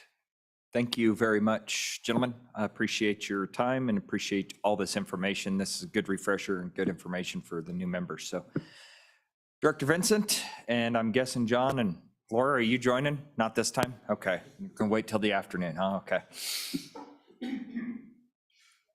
Gentlemen, thank you. Good morning. Please introduce yourselves for the record, and we will, we're all ears. Thank you, Mr. Chair. Jerry Vincent, Director of the State Construction Department. Mr. Chairman, John Rexis, Project Manager Supervisor for the State Construction Department. And very good conversation and questions to this point. we have an overview going inside LSO's presentation of where we as a department pick up routine, major maintenance, and component, and we can get to a lot of the questions that you've asked here. If you turn to our booklet, I assume you have it here. What I wanted to do, based on a previous question, Mr. Chair, we'll start on page 9 if we could. And then I think it was Senator Beitman who asked a question. So for reference in there, we have the routine maintenance and repair statute in there, as LSO talked about, and what's been indicated here. What's the distinction between major maintenance and routine maintenance? It can be the same exact item, like what Hank and Matt said. Carpet could be in both. Why is that? Because one is 200,000 square feet of carpet and another is a 10 by 10 office. So what can be achieved? And if you look in this definition here, routine, what are they ongoing doing, checking on something, and what can they perform themselves without needing to outsource? So you could see the item in both areas. A carpet area could fall in both areas. The other examples I've used in the past, and I like the one here about HVAC as well, is that, and I've used the elevator before. Routine maintenance is going in and making sure when you push the button, the door closes. And then you find that the light bulb's out and you change the light bulb. And then that's not working either, so it starts to get into wiring. And then pretty soon the door won't open at all and the elevator's not functioning. So you start to slide yourself all the way through routine maintenance, major maintenance. If the elevator is completely dead, then that's a small Capcom project of $1 million or so to put another elevator in. So it's where along the lines of routine, it's that preventative where you first go out and take a look at it, and where does it get to a point of what, Senator Rothfuss was saying earlier, when we can't maintain, when we don't routine and we don't maintain, where does the dilapidation keep going, where it leads into something more severe? So if that's helpful, we can go back to the beginning of the page. Page 2 is where we do an overview of major maintenance. I don't, in the interest of time, want to repeat a lot of what LSO has covered, which is quite a bit. But this talks about where we get involved. I wasn't sure if it was going to be put on the screen or not. This is where the SDC gets involved. And for those who might be listening in, it starts with our AIM database and our facility planning process, which has been mentioned. It's required every 2 years that we do the facility planning, and we look at the square footages. We do room updates, tracts of lands, leases, and lands and buildings. And once that is complete, we technically freeze for about 6 weeks because we have to go in and have a cutoff period in order to calculate the new major maintenance period, and then it rolls out and is paid quarterly from there on the rest of the year. What WDE provides us with, because it is a relationship between ourselves and WDE, they provide us with our October 1 enrollment numbers, and those are done and scrubbed by the end of the 4th quarter, beginning of the 5th quarter, or the 1st quarter of the following year. That's where we just discussed this with our average daily membership, which is established for the major maintenance calculations. And then we look at grade level configurations, and we make sure that AIM and WDE are matched along those ways so that our major maintenance numbers are correct. Any questions before I move on to page 3? Okay. And then as stated by LSO, SCD uses the 98.5% of the enrollment in the blue box. When our enrollment is updated, it's rebalanced, and that's that freeze period to get back on track with that 2nd quarter payment for the actual amounts. And then generally this results in the 1st and 2nd quarter payments being different amounts, but then 3rd and 4th are usually identical because we catch up to the system. And then payments are issued on the 1st business day of each quarter. Any questions about major maintenance? And we'll go over routine maintenance. I guess probably it doesn't really matter when we get to it. I do have a question about, and feel free to answer this now or as you go forward, but one of the things that I think I want to bring us back into the 2023 assessment that we just completed. And one of the things that was talked about in June was the 5-year plan and whether or not there was an expectation that major maintenance would be spent during that 5-year plan. And if that's the case, I guess what I'm trying to get to is, what does that look like? Because if there is an expectation that that major maintenance was being spent and it was being spent in those directions, that's a deviation from what we've done in the past, right? And so I just want to know, is this something that is going to be driven by the department? Or is this something that is going to be overseen by the department, but the school districts are going to report back based off of this data? That, I guess what I'm trying to get to is, this seems a little bit different when it comes to the major maintenance. What you just discussed is probably not much to do with what I'm going after right now, but I do want to make sure that all the school districts are underneath the right understanding that when we start talking about this new assessment, that you guys are going to be expected to put X amount of major maintenance into your buildings over the course of X amount of years. Yeah. Mr. Chair, if it's okay, could we bring in the afternoon conversation? I think it'll fit in. I made a note so we don't forget. I think that's where it comes in. It'll be more handy, and actually we have something we can put on the screen. I think we'll start to show that. That works. Thank you. Thank you. So for routine maintenance, as been mentioned before, it's described with the definition that I just showed on page 9 that we just reviewed. But generally, when districts start calling us, we're looking for things that are done on regular intervals and that they can do and not outsource, even if it's the same item that could fall into both. And what we're really looking for is this distinction between major portions of major systems that are failing or need to be worked on, because that's when we start looking at the major maintenance. The overview of what our involvement is with the routine maintenance is in box number 1. It's the repair activities provided through the block grant administered to the districts by WDE. Where we get involved with WDE in the blue box is we provide the WDE for their block grant. A lot of the things that Matt covered and that Hank covered, we go over the operations and maintenance, the O&M personnel and resources, which also covered in very good detail. The adjusted gross square footage minus any enhanced square footage, which was covered. And then the allowable square footage, which is figured off the ADM, year built of the campuses and the buildings, and whether it's owned or leased. When we provide them with that information, in addition to on page 5, box 3, everything regarding the groundskeepers, which was mentioned as well, tracts of lands that are active, owned versus leased, total acreage of the facilities. And then the block grant is calculated, and then that's when the districts start performing their routine maintenance work with their block grant money, which is box number 4. Any questions there? Okay. Component level, and I guess I'll talk about the 12-person district committee. We cannot find anything with LSO that said it was small, medium, large. There was a distinction when it was rolled out that said a superintendent or a business manager or a facilities manager will be on that committee, one of those 3 folks. We did not find any rollout of nothing in writing how it's supposed to perform. We found that projects were in there that didn't belong in there, meaning the district had well within their means of major maintenance or whatever to be able to perform that work, but there were projects in there.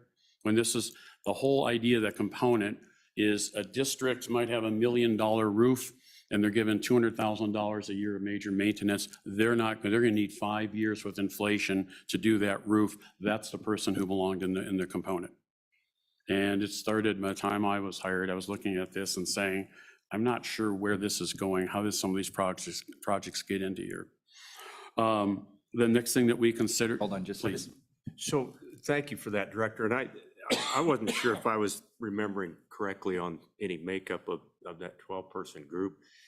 And admittedly, some of us who have been on this committee for a while have always had some questions in our mind as to what went into the establishment of that list. On the other hand, one thing that I found beneficial is when we do go to a session, it was helpful, I think, to this select committee to have the kind of list that we could point to and say, this is where we arbitrarily drew the line and felt like we could recommend to you. But if you want to go further than that, we've got all these other component projects right underneath the line. And we could go further, or we could back it up and not go quite so far. So I hope that kind of helps a little bit, and would appreciate your thoughts as to whether or not that's going to be available again. I mean, is that the idea to get out ahead of ourselves on some of these component level projects so that we can execute it thusly? Mr. Chair and Senator, that's exactly the idea behind it.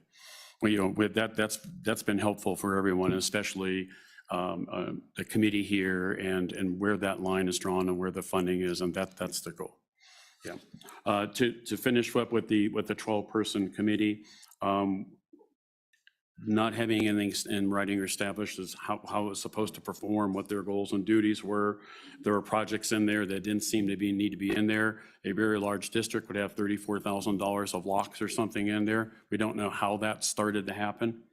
And then feedback from districts who were not getting their project selected by the group of the 12 was that they felt that probably without this establishment of rules or rollout, that it was subjective.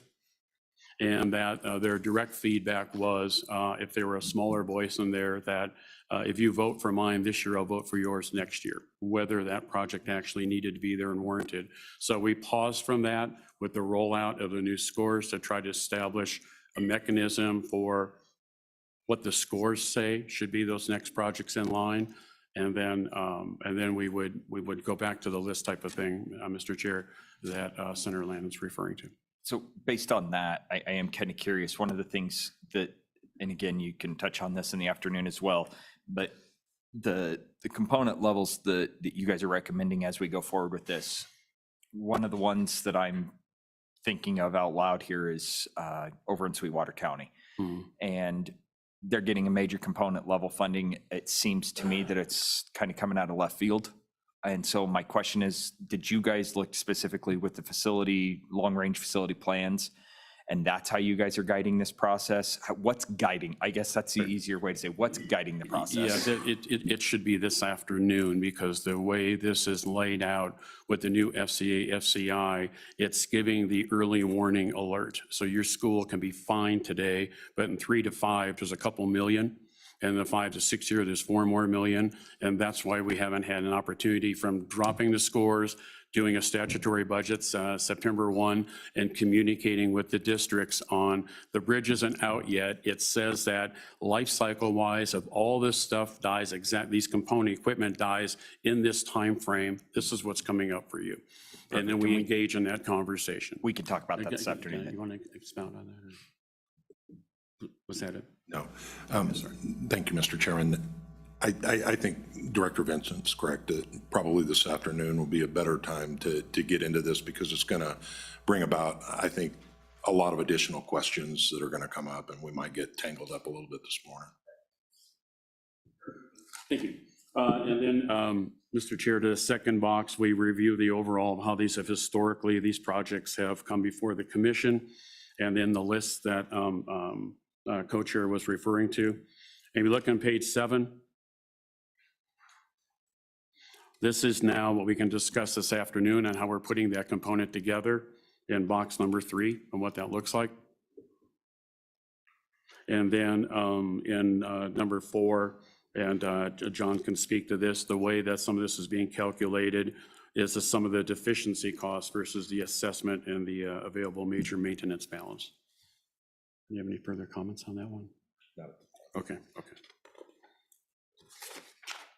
And then lastly, on page number 8, we sort the list referred to by Senator Landon by building or by score from largest to smallest. We bring the projects to the FSC. And then box number 7, it's by using the approach, it takes in availability of major maintenance money that the district has, and then plus the deficiency of how they cannot meet that need for that component item. So we think that there's an equity role out there and how this takes place and how we determine who can't afford. We have some districts that, when you look at the Bureau Veritas report of 6 to 8 years out versus what their need might be versus the amount of money that they get now for major maintenance, there's a 1,200% discrepancy on them not being able to meet their need. And that's what this is trying to address. And we can talk about that this afternoon. Okay, I'll stand for any questions. Otherwise, that's it for this Yes, topic. Senator Brightman, please. Thank you, Chairman. This may be an afternoon question, but I'll throw it out there, and if you want to save it for later, go for it. But it revolves around oversight and transparency. So when schools get money for major maintenance or routine maintenance, are they required to spend that within the biennium with the idea, like, if you don't spend that money, you're going to start deteriorating? If you neglect routine maintenance, then it gets into major maintenance. And if they don't do their major maintenance and they put that off and don't spend that money they're given, then we got to build them a new school. Is there, who oversees that? Is it the construction department? Is it the school facilities commission? Is it the Department of Education? Is it us, the legislature? Is it the school board? Who oversees that and make sure that the money's being spent as it's being appropriated? That's question one, and I'll follow up with that. Mr. Chair and Senator Brightman, the state construction department does not oversee that routine maintenance and what they do with it and what they get from the block grant. Major maintenance at a year in arrears, and at the end of August, we receive an accounting based on what we gave them quarterly of what they did in that past year. And then we have that, and that's notated. So we have that, but that answers your Major question. maintenance is also submitted. The projects are submitted through AIM, so you Yes. guys also have to Yes. approve. Yes. So you guys, it's not like you guys see them once a quarter. You actually see them as they come through and have to approve them as they come through, correct? Mr. Chair, that's correct. So we can be in a ballpark on what they might be expending because our project managers and then John and then myself approve what's called a director advisory letter, a DAL. And so we can see what they're doing, but not everything that they're doing. Yes. Thank you. So quick follow-up then, Director. I just want to make sure that somebody's making sure that the districts are keeping up on their maintenance, right? Because it's taxpayer money, that's what the money's going towards. And we don't want to see these schools fall into disrepair and then come to us 20 years later and ask for a new school because they didn't do their maintenance. Who's kind of the watchdog watching that, if there's anybody? Director? Mr. Chair. Oh, microphone. The past practice of our department. Microphone. Jerry, there you go. Somebody got you. Oh, okay. Sorry. So that's actually, Mr. Chair and Senator Brightman, that's been a question for our department for quite some time, that we can in our facility planning meetings, when we meet with them, is say, I thought we talked last year about these were important and these were key. I haven't seen that you've acted on those. And some of the feedback might be this other thing that came up that's more important than that. So we have those conversations. I don't believe we think we have the authority to tell them how to spend their money. Okay. Committee, any further questions? Okay. Appreciate it, Director. John, thank you so much. We are, what we'll do is we'll go ahead and continue this out. We'll finish this portion up before we take our break. So we'll take this and open this up for any public comment. If there's any public comment as it relates to major maintenance, routine maintenance, and component level funding. Everybody's rushing to the mic. Okay. Do we have anybody online, Ashley, for this particular portion? No, Mr. Chairman. Committee, do we have any directives? Anybody want to motion anything here? Rothfuss, any motion to move this to 2.75?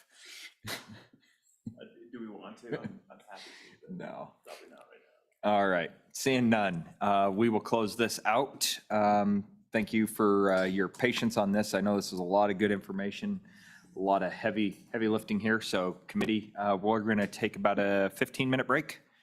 Be back here at 10:20, and we'll move right into our overview of leasing and private lands.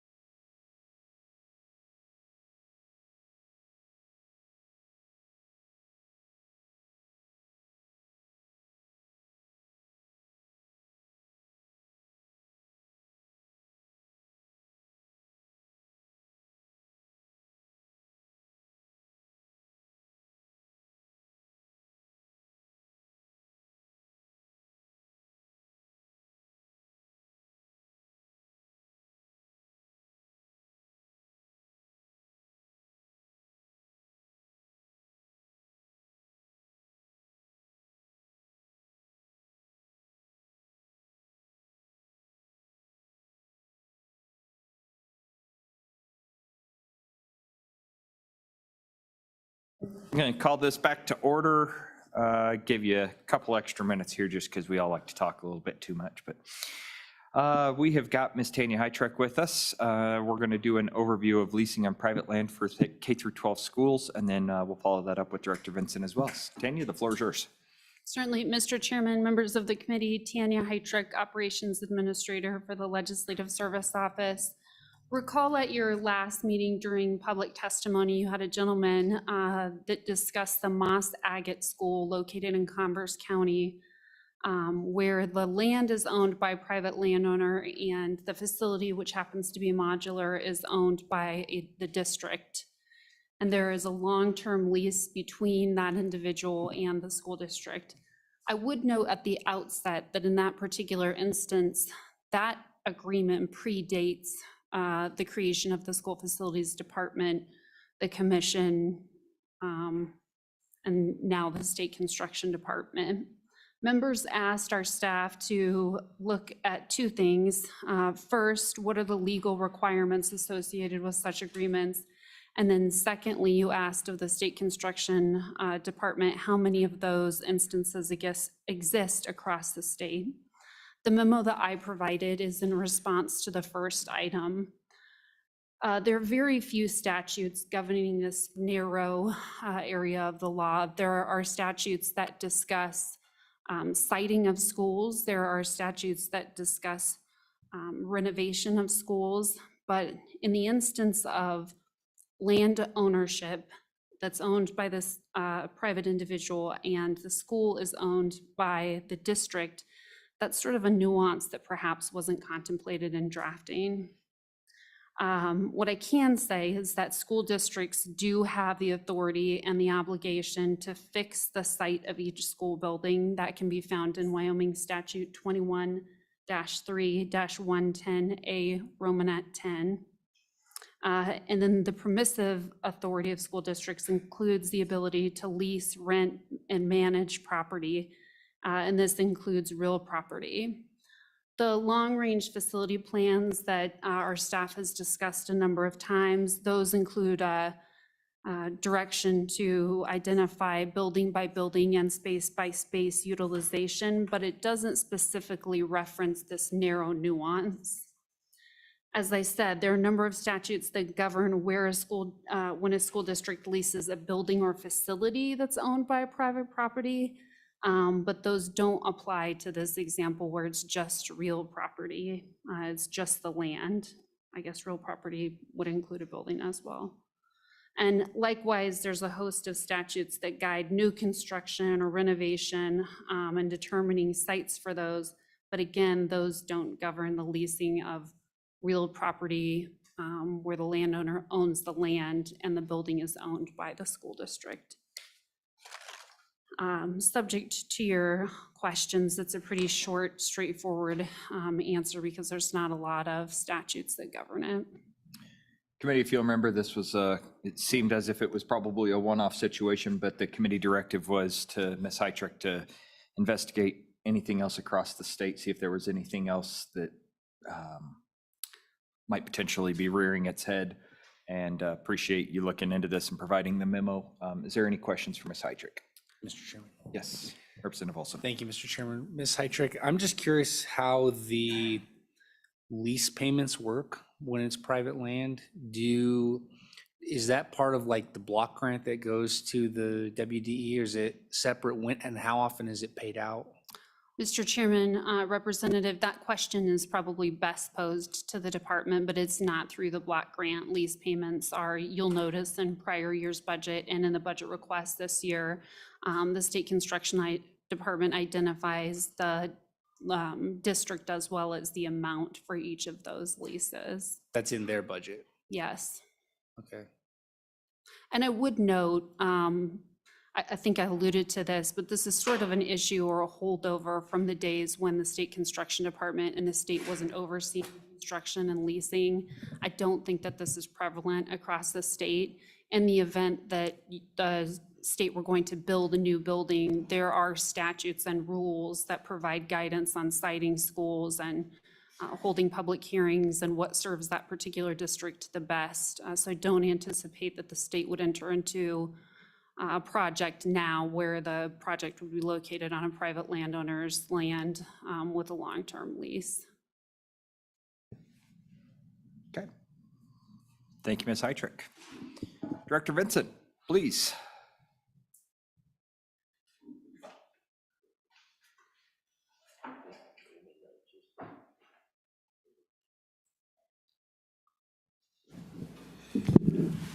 Thank you, Mr. Chair. To not repeat a few items, we do have on page 10 of our supplemental book, Converse County, the Moss Agate facility is currently 1,715 square feet of a modular building. It's been swapped out once since the lease first went into effect that Tanny referred to in 1974. The stipulation was that it would at no time be greater than 2 years of not occupied in use. I think the gentleman who came up said it had been many years. The district has said that is not correct. We have never exceeded the 2-year without it being in use. And their enrollment for 2022 was 6 students, and they have not broken that 2-year consecutive delivery of education in that facility.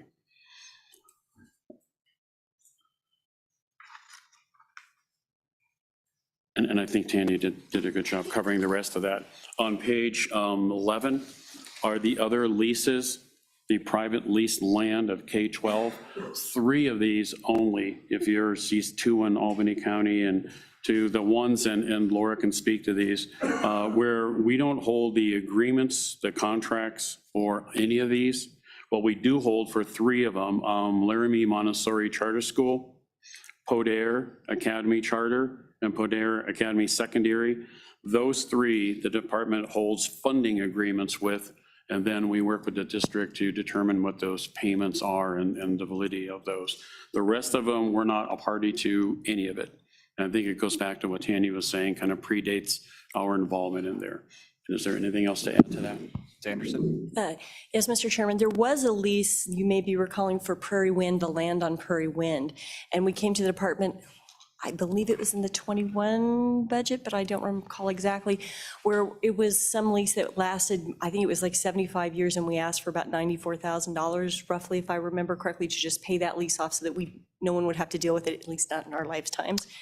That was the one that I was aware of. And then just to let you know, we used to be a third-party lease with the charter schools. We used to be a third party on those leases. Per the AG's office, we are no longer doing that. We have a separate funding agreement with the charter school lease that says this is how much funding we will provide based on the formula that we go through, and that is it. They then sign a lease with whoever they're leasing the building and the property from.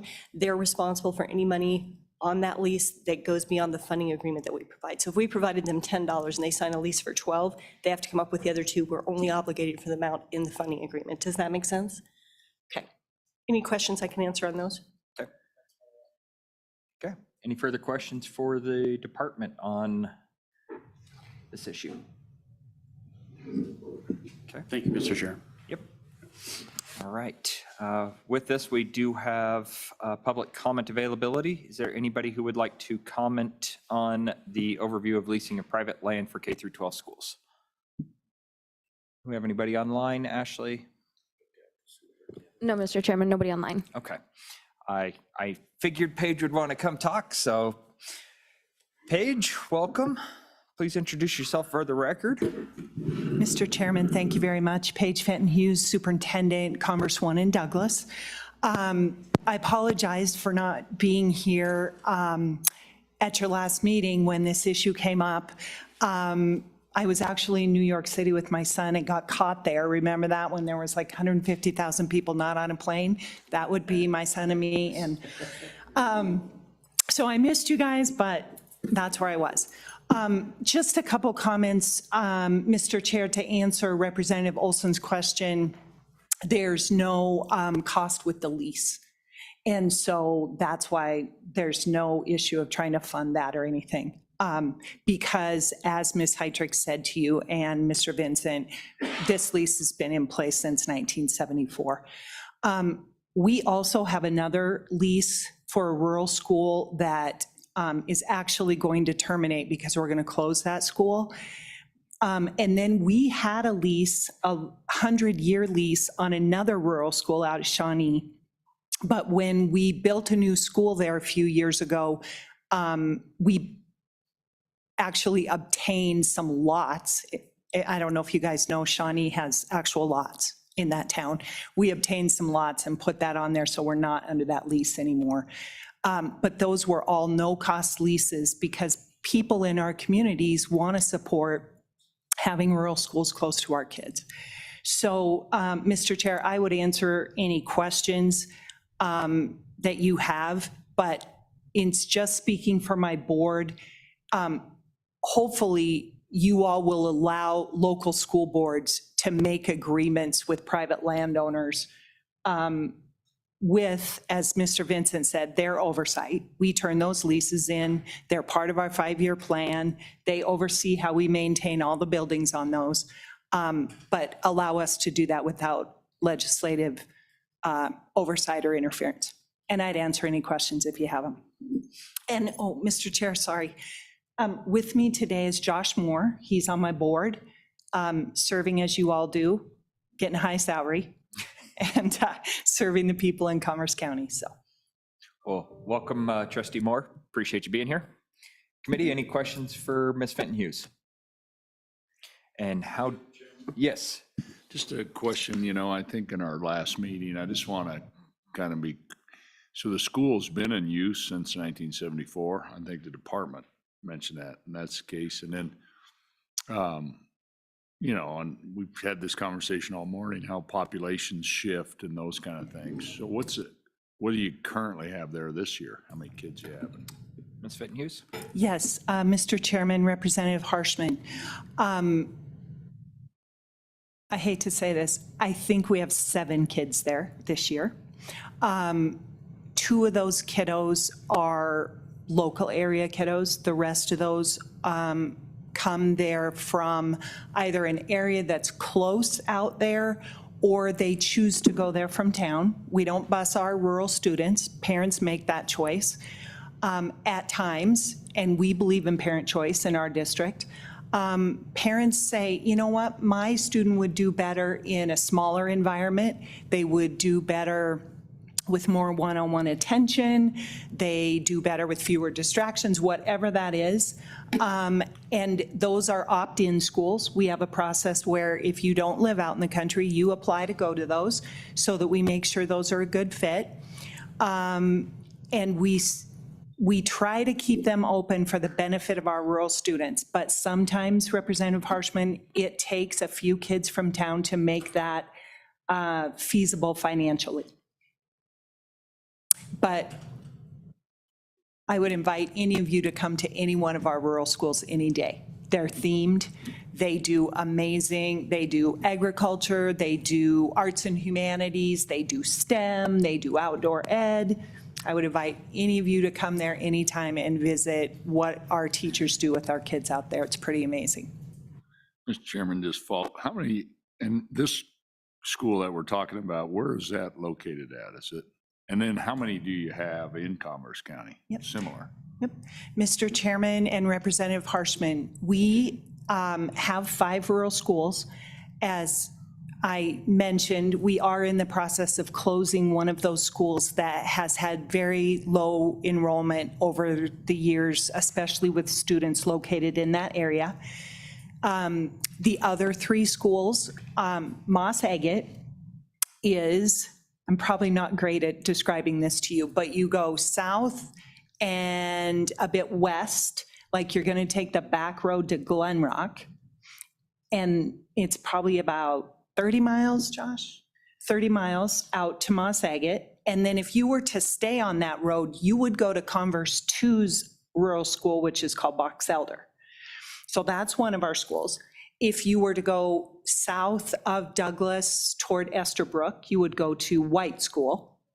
If you were to turn at Orange Junction and go to Lusk, you would see Shawnee School. And then if you're headed straight north on 59, you would go through Bill and you would see our Dry Creek School. I think I know where 3 of the 4 at. Yeah, buy them. Well, you better come out. You better come out and visit. State in Shawnee, you have spent time there a little bit, back in Yeah. the day when it was a little bigger, but There you go. And Mr. Chair, Esterbrook, of course. yes, they're redoing the hotel building out in Shawnee. Just, you can keep that in mind for future. It's been many moons ago.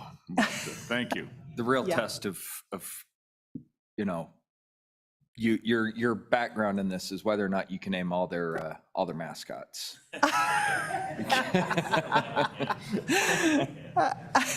Bill, great guy.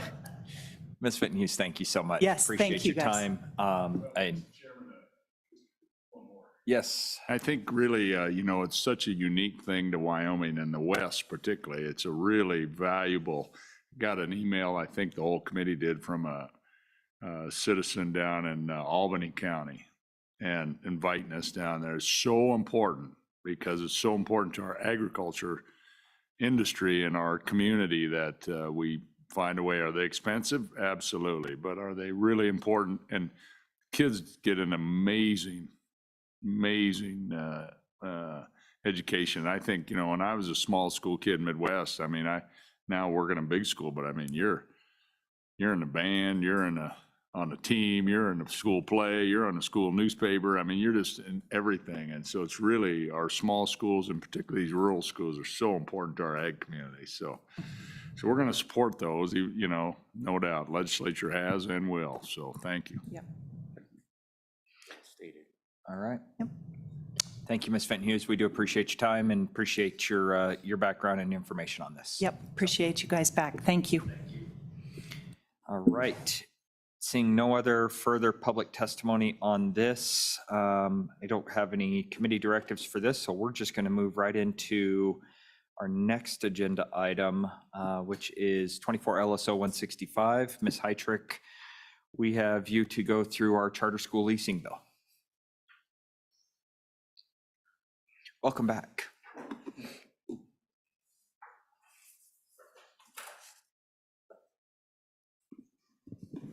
Mr. Chairman, this is a very lengthy bill, as you can see.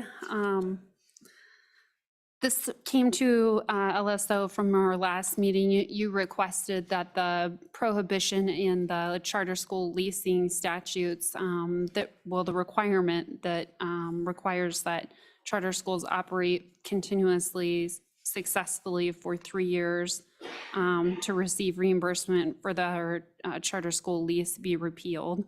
And so you'll note, this is charter school leasing 24 LSO -065. The substance of the bill can be found on page 1, line 8, and that is the repeal of 21-3-110A, Romanet 10, capital A3. And that is the contents of this bill. It is effective immediately, as noted on page 2, lines 1 through 4. And at the appropriate time, Mr. Chairman, I'll go ahead and discuss the amendment that you had asked me to look into. Certainly. Committee, any questions? Mr. Chairman. Yes.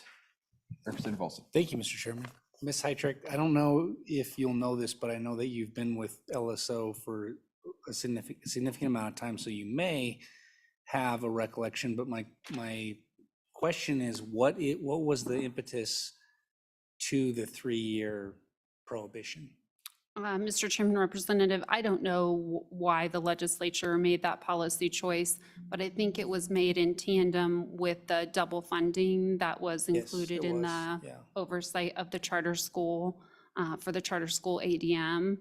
And when that amendment was made last year to eliminate it, the facility discussion really didn't come into play. And so as a result, you all heard testimony at your last meeting that this was posing a difficulty, but I can't answer the question as to why that was put in there.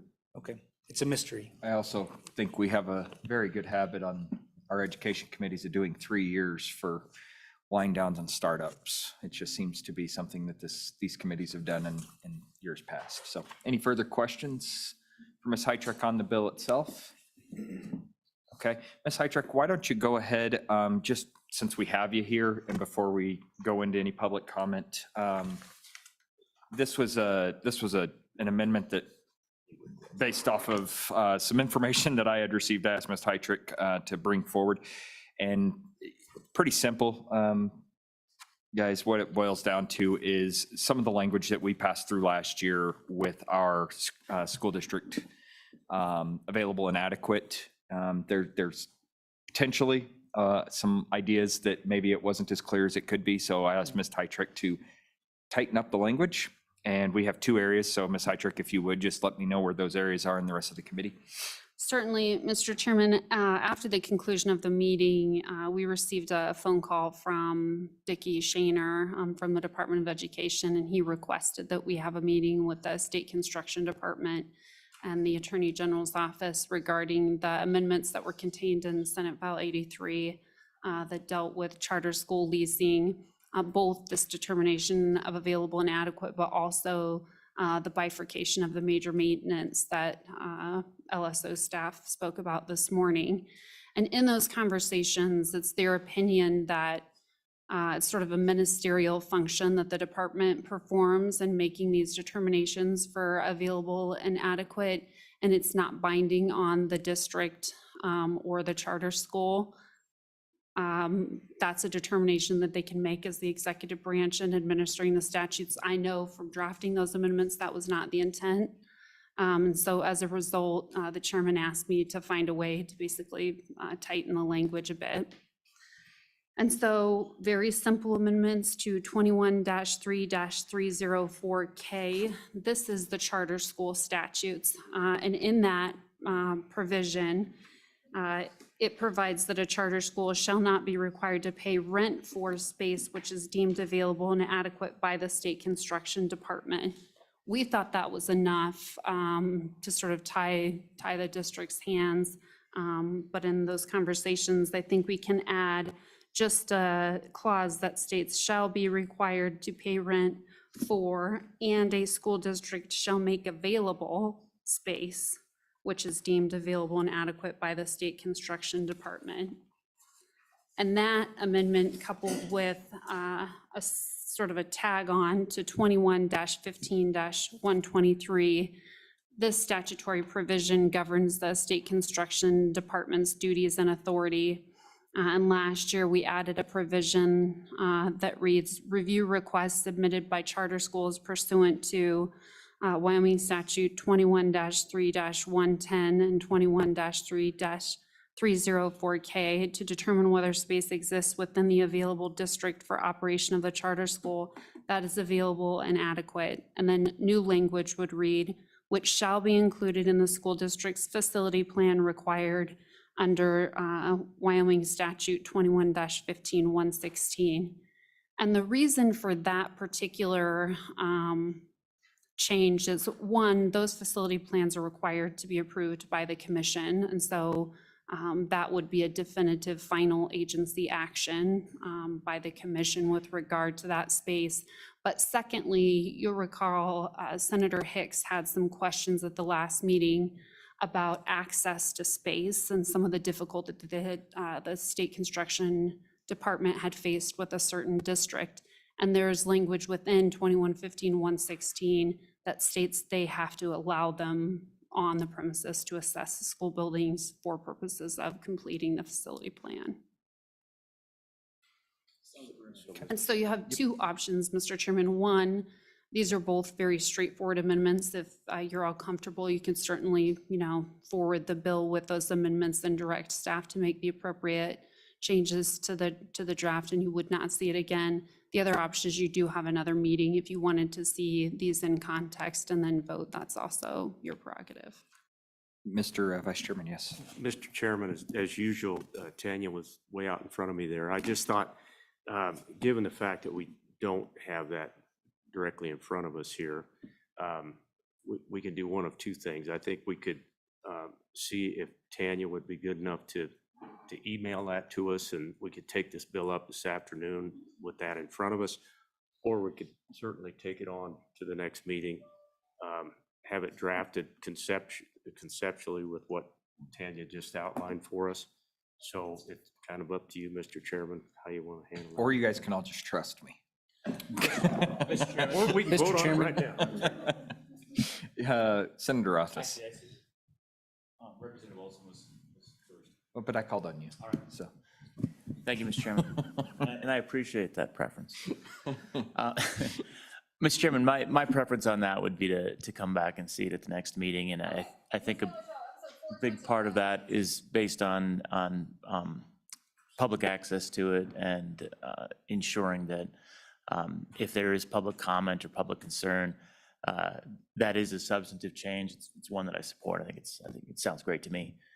But I do think it's important that we have the process complete with opportunity for public comment where I don't think the public is appropriately informed at this point for that change. Okay, Representative Olson? Yeah, Mr. Chairman, I was just going to twist your arm the other way. I think it's an extremely straightforward amendment, and the parties who would comment on it are here to comment on the initial bill. I like the idea of seeing it after lunch, but at the end of the day, if we have to wait another meeting, it's not a big deal. I just don't think it's a complicated amendment.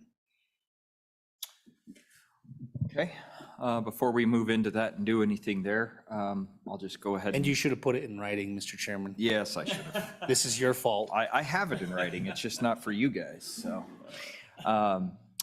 Okay, what we'll do there, thank you, Tanya. Any further questions for Tanya before we move into public comment? Okay. Yeah, I do. Oh, yes. Ms. Tanya? Heitrick, so putting more, attempting to put more teeth into the statute for two things. One, as you pointed out, the department being able to actually go and inspect the premises, and then two, the district essentially being compelled to lease the facility. But what's the actual teeth though? We're not putting anything in statute that would, I mean, we're requiring them to do it, but there's not a consequence. And did you walk through that, or other than file a lawsuit and then just assume that what would be the damages? Does that make sense? Ms. Heitrick? Mr. Chairman, Representative, you're right, there's no consequence, but we have lots of statutes, particularly in the school facilities context, that mandate school districts to do things. And I mean, in my experience, it's not often that they sort of thumb their nose at those mandates. Well, they did with this one, because the statute was pretty clear, I thought. I mean, I think that it's implied that the department would have had to have would have access to the facility to inspect it, to deem it adequate and available, and the district absolutely thumbed its nose at the department. So is there any, I'm just asking if it's even been thought through to take it a step further on what might be the consequences, or you're just saying that's not necessary? Mr. Chairman, Representative, I didn't try to come up with consequences in the event that a district refused to authorize access to the space. I know for purposes of assessing the space, which is the statute that's referenced now in the amended language, they do allow the state construction department and their consultant on the premises to assess those facilities and oftentimes walk through it with them. I don't know if this was perhaps a unique circumstance. I can't answer that, but to answer your question directly, I didn't look at, nor was I asked to look at consequences in the event that a district failed to adhere to the revisions. So I think, thank you, Tanya, for that. And I'll just tack on to that the instructions to staff were not to increase anything. This was more of a discussion of, there was concern from a few interested parties, we'll just say, a few interested parties, that maybe the language that we added in there for the department last year was not as clarifying as it should have been for the school districts. And so my recommendation and my request to Ms. Heitrick was to just put it together that we have all the governing statutes that have anything to do with this situation to make sure it was cleaned up as best as possible. If the committee would like to do anything in here further with that, I would recommend that we do, you work directly with Ms. Heitrick or any of the other staff attorneys bring an amendment. And I think at that point, if there is consideration for something along those lines, I think we do need to bring this to the next meeting. Move this bill to the next meeting and then have that particular instance move forward with it as well, if that's something the committee wishes to do. So any further questions for Ms. Heitrick? Representative Harshman, did you have anything? Yeah, I think we can wait on this bill, but we did skip over the public comment on the private land. And I just wanted to point out to the committee that Trustee Moore, if I could, Mr. Chairman, is a fifth-generation Wyomingite. And you know his second cousin, former Representative Flitner, her maiden name was Moore. But anyway, I just wanted to point that out. Trustee, appreciate you being here and your service. And so I didn't want to put him on the spot, but I had to go ask him because I graduated high school with his second cousin, late Mark Moore. But anyway, Jamie Flitner. So anyway, had to point that out. It's so cool in Wyoming how you know all these people that know somebody. Thank you. You bet. And we did recognize him, but did not know all the background. So now we do. Now we know your entire family tree, so. All right. Any further questions for Ms. Heitrick? Mr. Chairman, I do have one additional note. There is a potential fiscal impact with this bill. We discussed it sort of offline, but in the event that the state construction department looks at the existing charter schools and determines that money is necessary for the leases, the appropriate place to put that would be in the budget, which we'll discuss this afternoon. And you could just add an additional section that makes those funds contingent upon the passage of this bill. Okay. Committee, any further questions for Ms. Heitrick? Yes. Back to the bill. Sorry, Mr. Chairman, but I just wanted to point that out before I forgot. But just remind me again, I mean, why we're taking this 3-year thing out. That's all this bill does is take out. So we currently say, hey, you have to prove you've operated for 3 years. I mean, because half of them close, for-profit school, half of them close. Why are we doing this, I guess, again? What's the problem? Mr. Chairman. Just so we. You bet. So the original discussion on this from last year is we eliminated the double funding. So we used to have double funding that hit them. This allowed them to be double funded, have that additional funding as they moved forward. After last year's charter school building or charter school lease bill that we put through, it removed that double funding. And in an effort to make sure that we're providing an adequate and equitable basket of goods to everybody, we have to make sure that we are providing the same level of funding to every student, regardless if it's a charter school or non-charter school, because they are all public students. So, and Ms. Heitrick wants to add. Yeah, Mr. Chairman, I would just add, LSO staff outlined that there are actually 5 conditions that are required for reimbursement for a lease for a charter school. This is just one of those conditions, and I'm happy to have it in my statute. I'll run it over to you in a moment. All right. Thank you, Ms. Heitrick. Director Vincent, yes, we'll bring you up and then we'll open up for any public comment as well.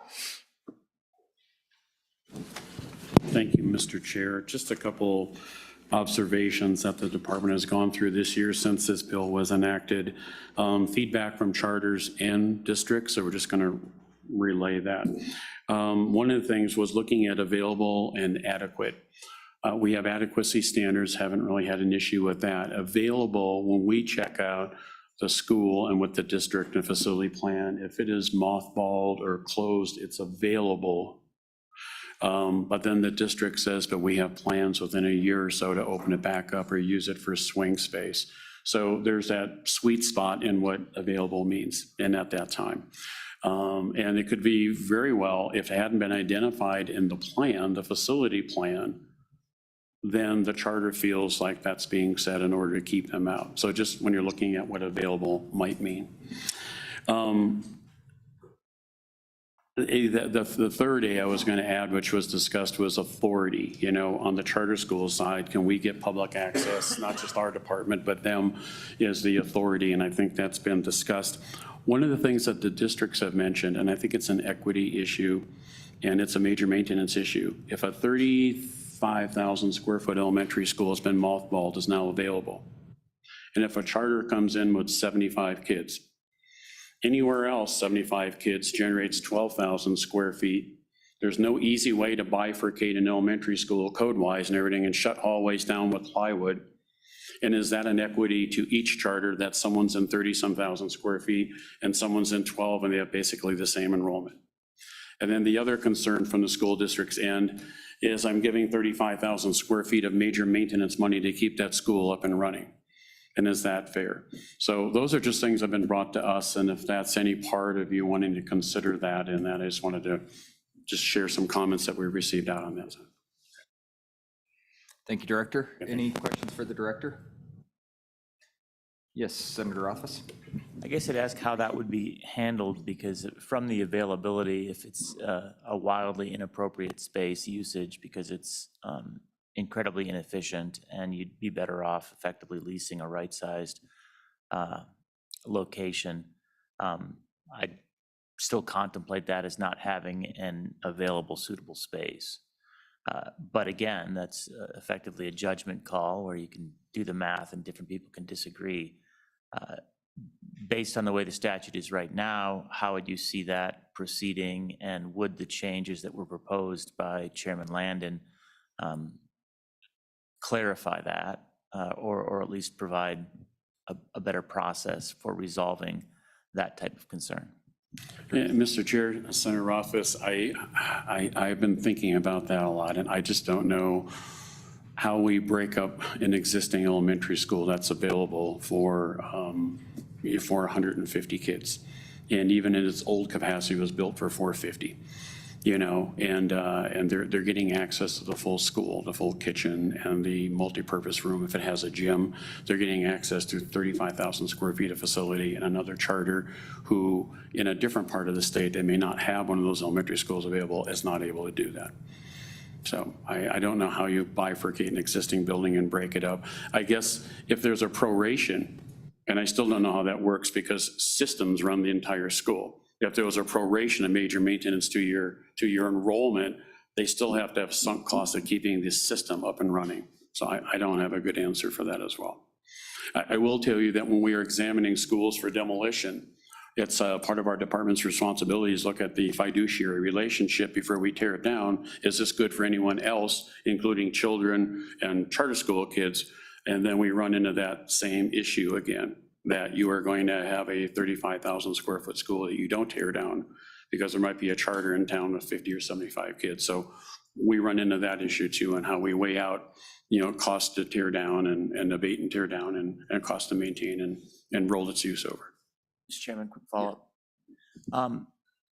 And maybe this is something that we should help provide some guidance on, but at the end of the day, if you calculate leasing that same space at market value, you come up with a cost to the state.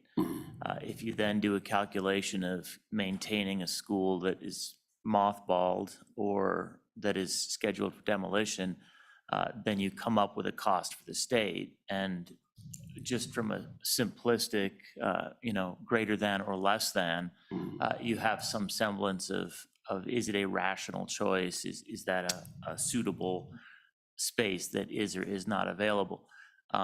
In many instances, it wouldn't be, because you do have to light up the whole school for 75 students, and you can calculate what the associated budget for that is going to be.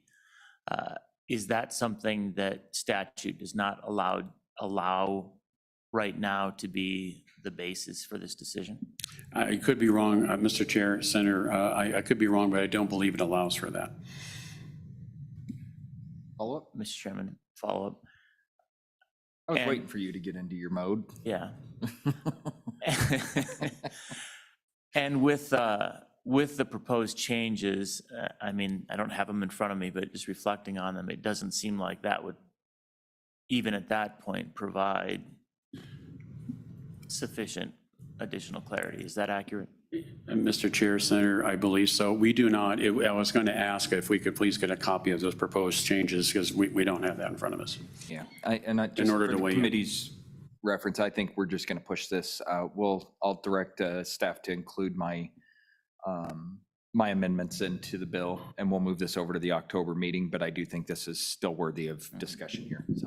Well, and Mr. Chairman, on that, then maybe we can just get an additional amendment prepared. It doesn't have to be integrated at this time, that provides a clear mechanism for an analysis on cost basis of leasing versus the availability of space and what that would be required to cost as a reasonable basis. I don't know exactly where we can put that in, but it makes good sense that if it costs 5 times as much to light up an entire elementary school as it would to lease the space, that is not in the interest of the state to do that, and that should be part of the consideration. Yeah, and I think that kind of boils back down to my concern or consideration, I guess, not necessarily a concern, but let's use Natrona County, for instance, where you have a building that's available in the district and the charter school has chosen to go, lease a building. I think that's exactly what we need to have the discussion on, is probably understanding what are the cost benefits of either way of those.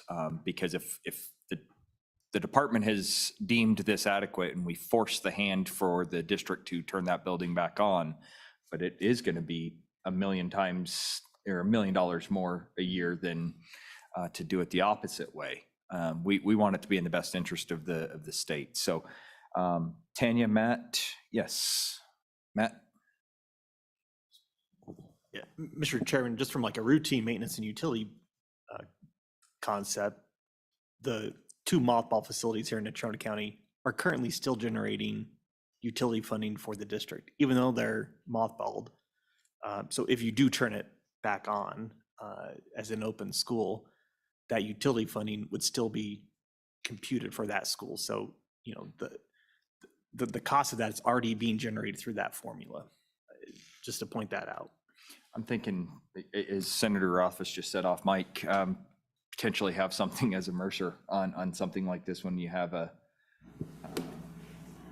situation like this brought forward, that we need to have some level of most cost-effective remedy on opening up a charter school in the district where there is adequate and available space. What is the most suitable way to do that? Yeah, Mr. Chairman, adequate, available, and cost-effective. Yep. Maybe we need something along the lines of cost-effective in that clause about the suitability, so that judgment can come into play.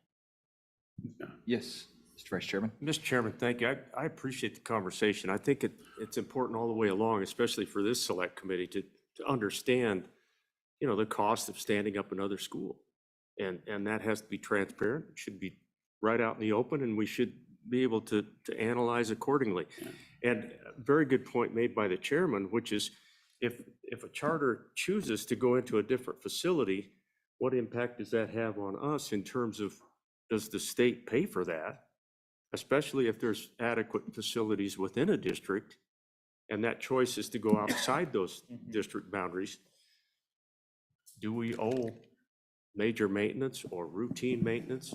And that's something we've got to sort through as we go along.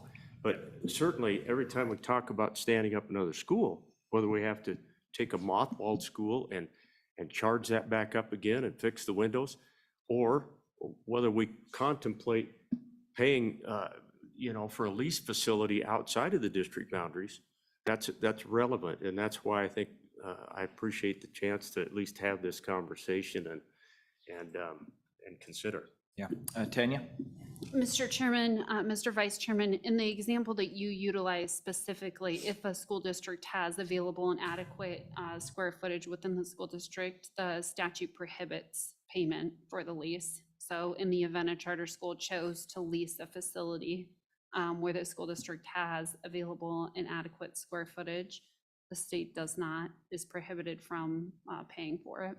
So just for clarification, Tanya, you indicated that our statutes currently prohibit us from, okay, thank you very much for that. So I want to make sure I understand this correctly. Then in the case where we have Natrona, I guess maybe this would be more directly to the director. If that's the case, there would be no lease payment made from the state to cover this particular charter school in this district. Is that right? Mr. Chair, that's correct. And Mr. Chair, just want to thank you for this conversation, because I'm trying to bring both sides of the conversation together. One says it's not fair for me to pay for 2/3 of the facility that's not in use per enrollment. And the other one's saying the charter, I can't afford to fund major maintenance utility for a full facility. So just some of the conundrums that we're running into. Yeah, I think this is a very nuanced discussion, certainly worthy of more discussion in our October meeting. I'll direct any further amendments that we would like to make to this bill, because it is a charter school bill. I think it's worthy of having those amendments in there that I have discussed. But if there's anybody else that would like to put in their cost effectiveness, anything like that, please have LSO prepare those for the committee, and don't do like I did this time around. So do as I say, not as I do. And we'll go from there, but we'll open this up for public comment at this point. Anybody want to talk about charter school leasing and the costs on those areas? Yes, sir, welcome. Good morning, Mr. Chairman, members of the committee. Matt Flett, Chief Financial Officer, Natrona County School District. First of all, I appreciate the transparency of moving this bill off to the October meeting. 30,000-foot view, as you can imagine, we don't love the idea of the state telling us we have to give our facilities up to a charter school within our district. Seems like that's just big government, but we also understand the amount of money the state has put into these facilities, right? We just hope that we can work together with this committee to come up with a solution where it doesn't feel like it's just being force-fed to us, and that we're working in collaboration. WD has been on record numerous times that these state-approved charter schools are local education agencies. This charter school is not approved by our school board. We're doing all we can to keep this as separate from the district as possible, because that's the legislative intent. And I think we just have a little more work to do on the facilities. As Director Vincent said, we have Mountain View Elementary, which we closed a number of years ago. It's a large school district. It's a large school. So if you put 100 kids into it, you'll lose the efficiency, or 200 kids, let's say. I mean, we closed it because we dropped less than 250 students in that thing. So you guys, I think, are on the right track with looking at the cost benefit of this. Mountain View, I think, to even get it, Director Vincent probably knows this off the top of his head, to even get Mountain View as an example in Casper area up to standard might be millions of dollars. So I think the cost benefit analysis of, do we turn the lights back on this school? I mean, it doesn't have fire suppression in it. To get it up to code might be millions of dollars compared to just leasing a building. So Matt, on that question, sorry to interrupt you, but on that question, if we've got a building that is completely inadequate for standards, why are we holding it on mothball status instead of demolishing it? Mr. Chairman, great question. And that is something we're currently looking at, is right sizing our footprint in Casper. Okay. We've had some retirement, staff turnover, and now we're kind of looking at, okay, what's our facility plan? And you're 100% correct. We need to start right sizing our footprint here in town. Okay. Yes, Senator. Mr. Chairman, I just wanted to thank Matt for being here, and as we move this little piece of legislation forward to the October meeting, I know I speak for everyone up here. We would value any input from you or your colleagues in similar situations around the districts. As we begin to stand up, some schools like this, and many of us have supported this idea of school choice and whatever, but we have to understand that we've got work to do to put the framework there in order for it to work. And so thank you for that, and would appreciate anything you have going forward that can be helpful. Yeah, sure.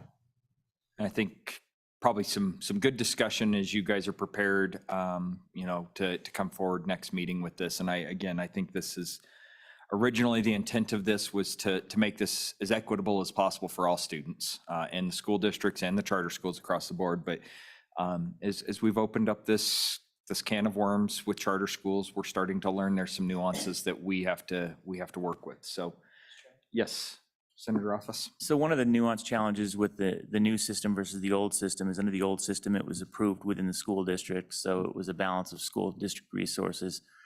With the new charter approval process, the intent and attempt was to isolate the resources and separate them from the school district. But with school facilities that are existing school facilities, that isn't severed, right? There is no separation of the school facility asset from the school district. It's still part of the school district fleet, generating routine maintenance, generating some major maintenance. And honestly, maybe the solution, which is far more complicated, regrettably, is to do a better job of severing those assets. If a school ends up moving to a state charter or a state approved charter school, maybe it's appropriate to find a way to sever it completely from the district and generate resources outside of the district, consume resources outside of the district. So as we've heard in testimony, it isn't on the district books anymore in any way and isn't their concern.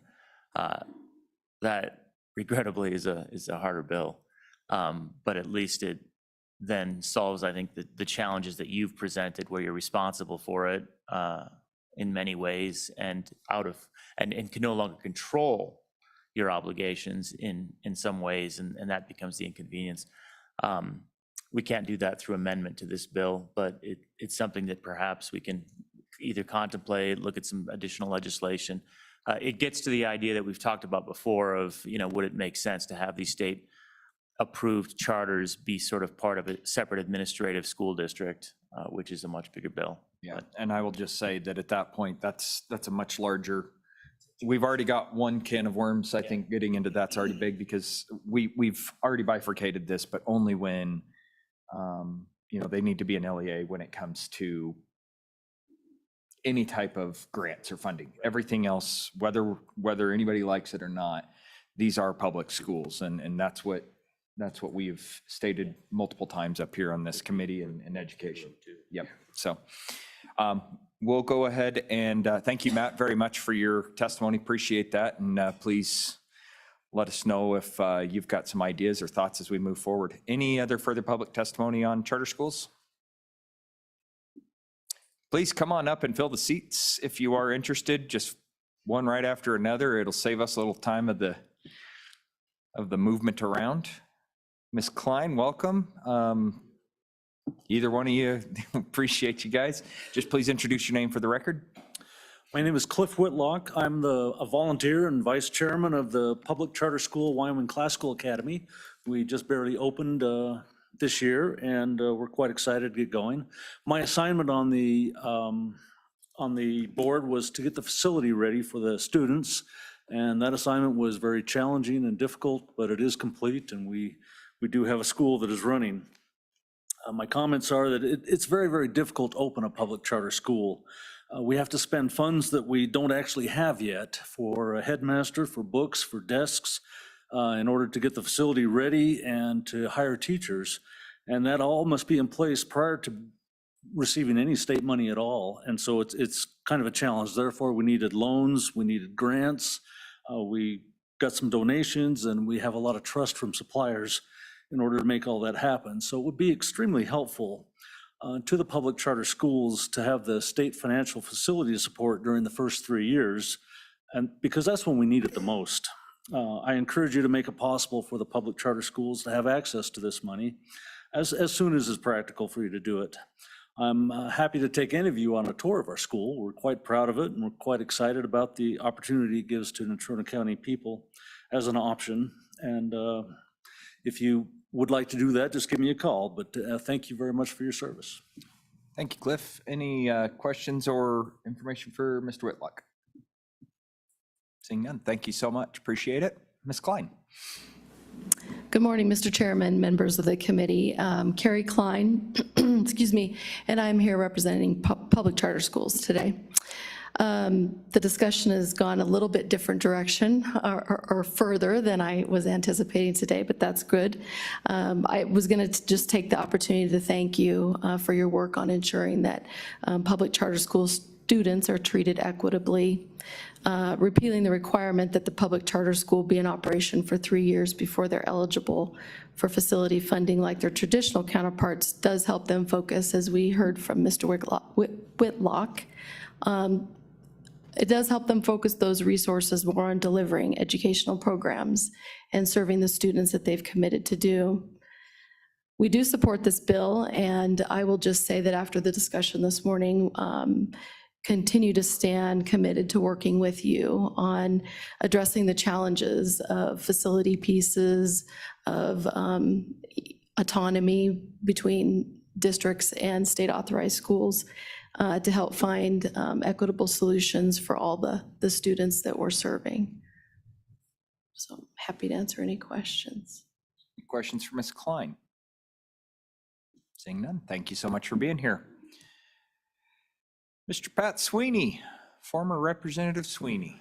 Good morning, Mr. Chairman. Pat Sweeney from Casper. So in looking at this, I guess I have similar concerns and just a different maybe perspective.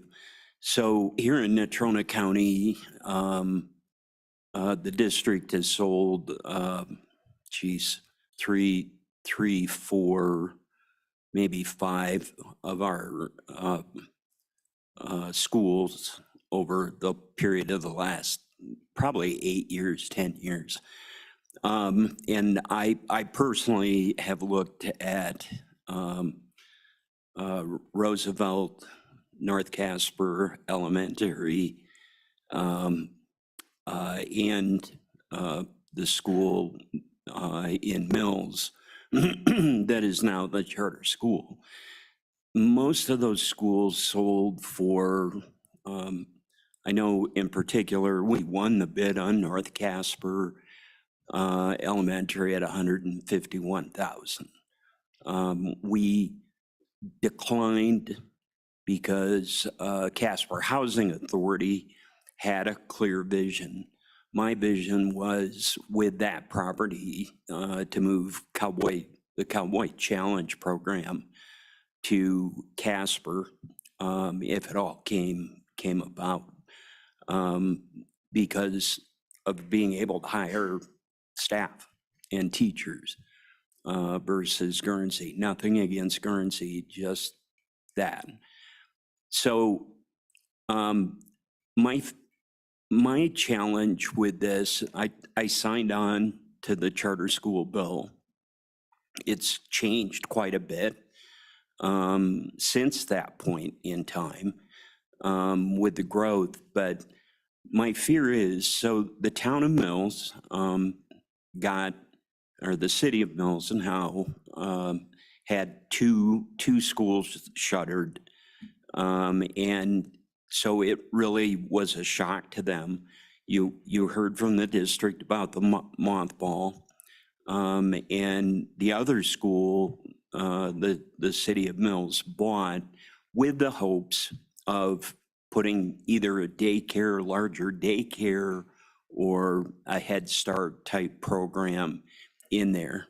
And then I actually suggested to Russ Donnelly with Wyoming Classical Academy to talk to City of Mills about the school because it's perfect. And I've been in it since.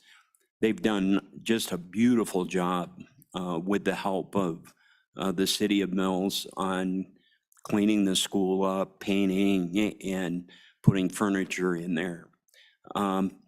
So here's something to contemplate as you're moving this forward, is what happens if an investor like myself buys the school on, kind of the future of what are the needs around charter schools in particular.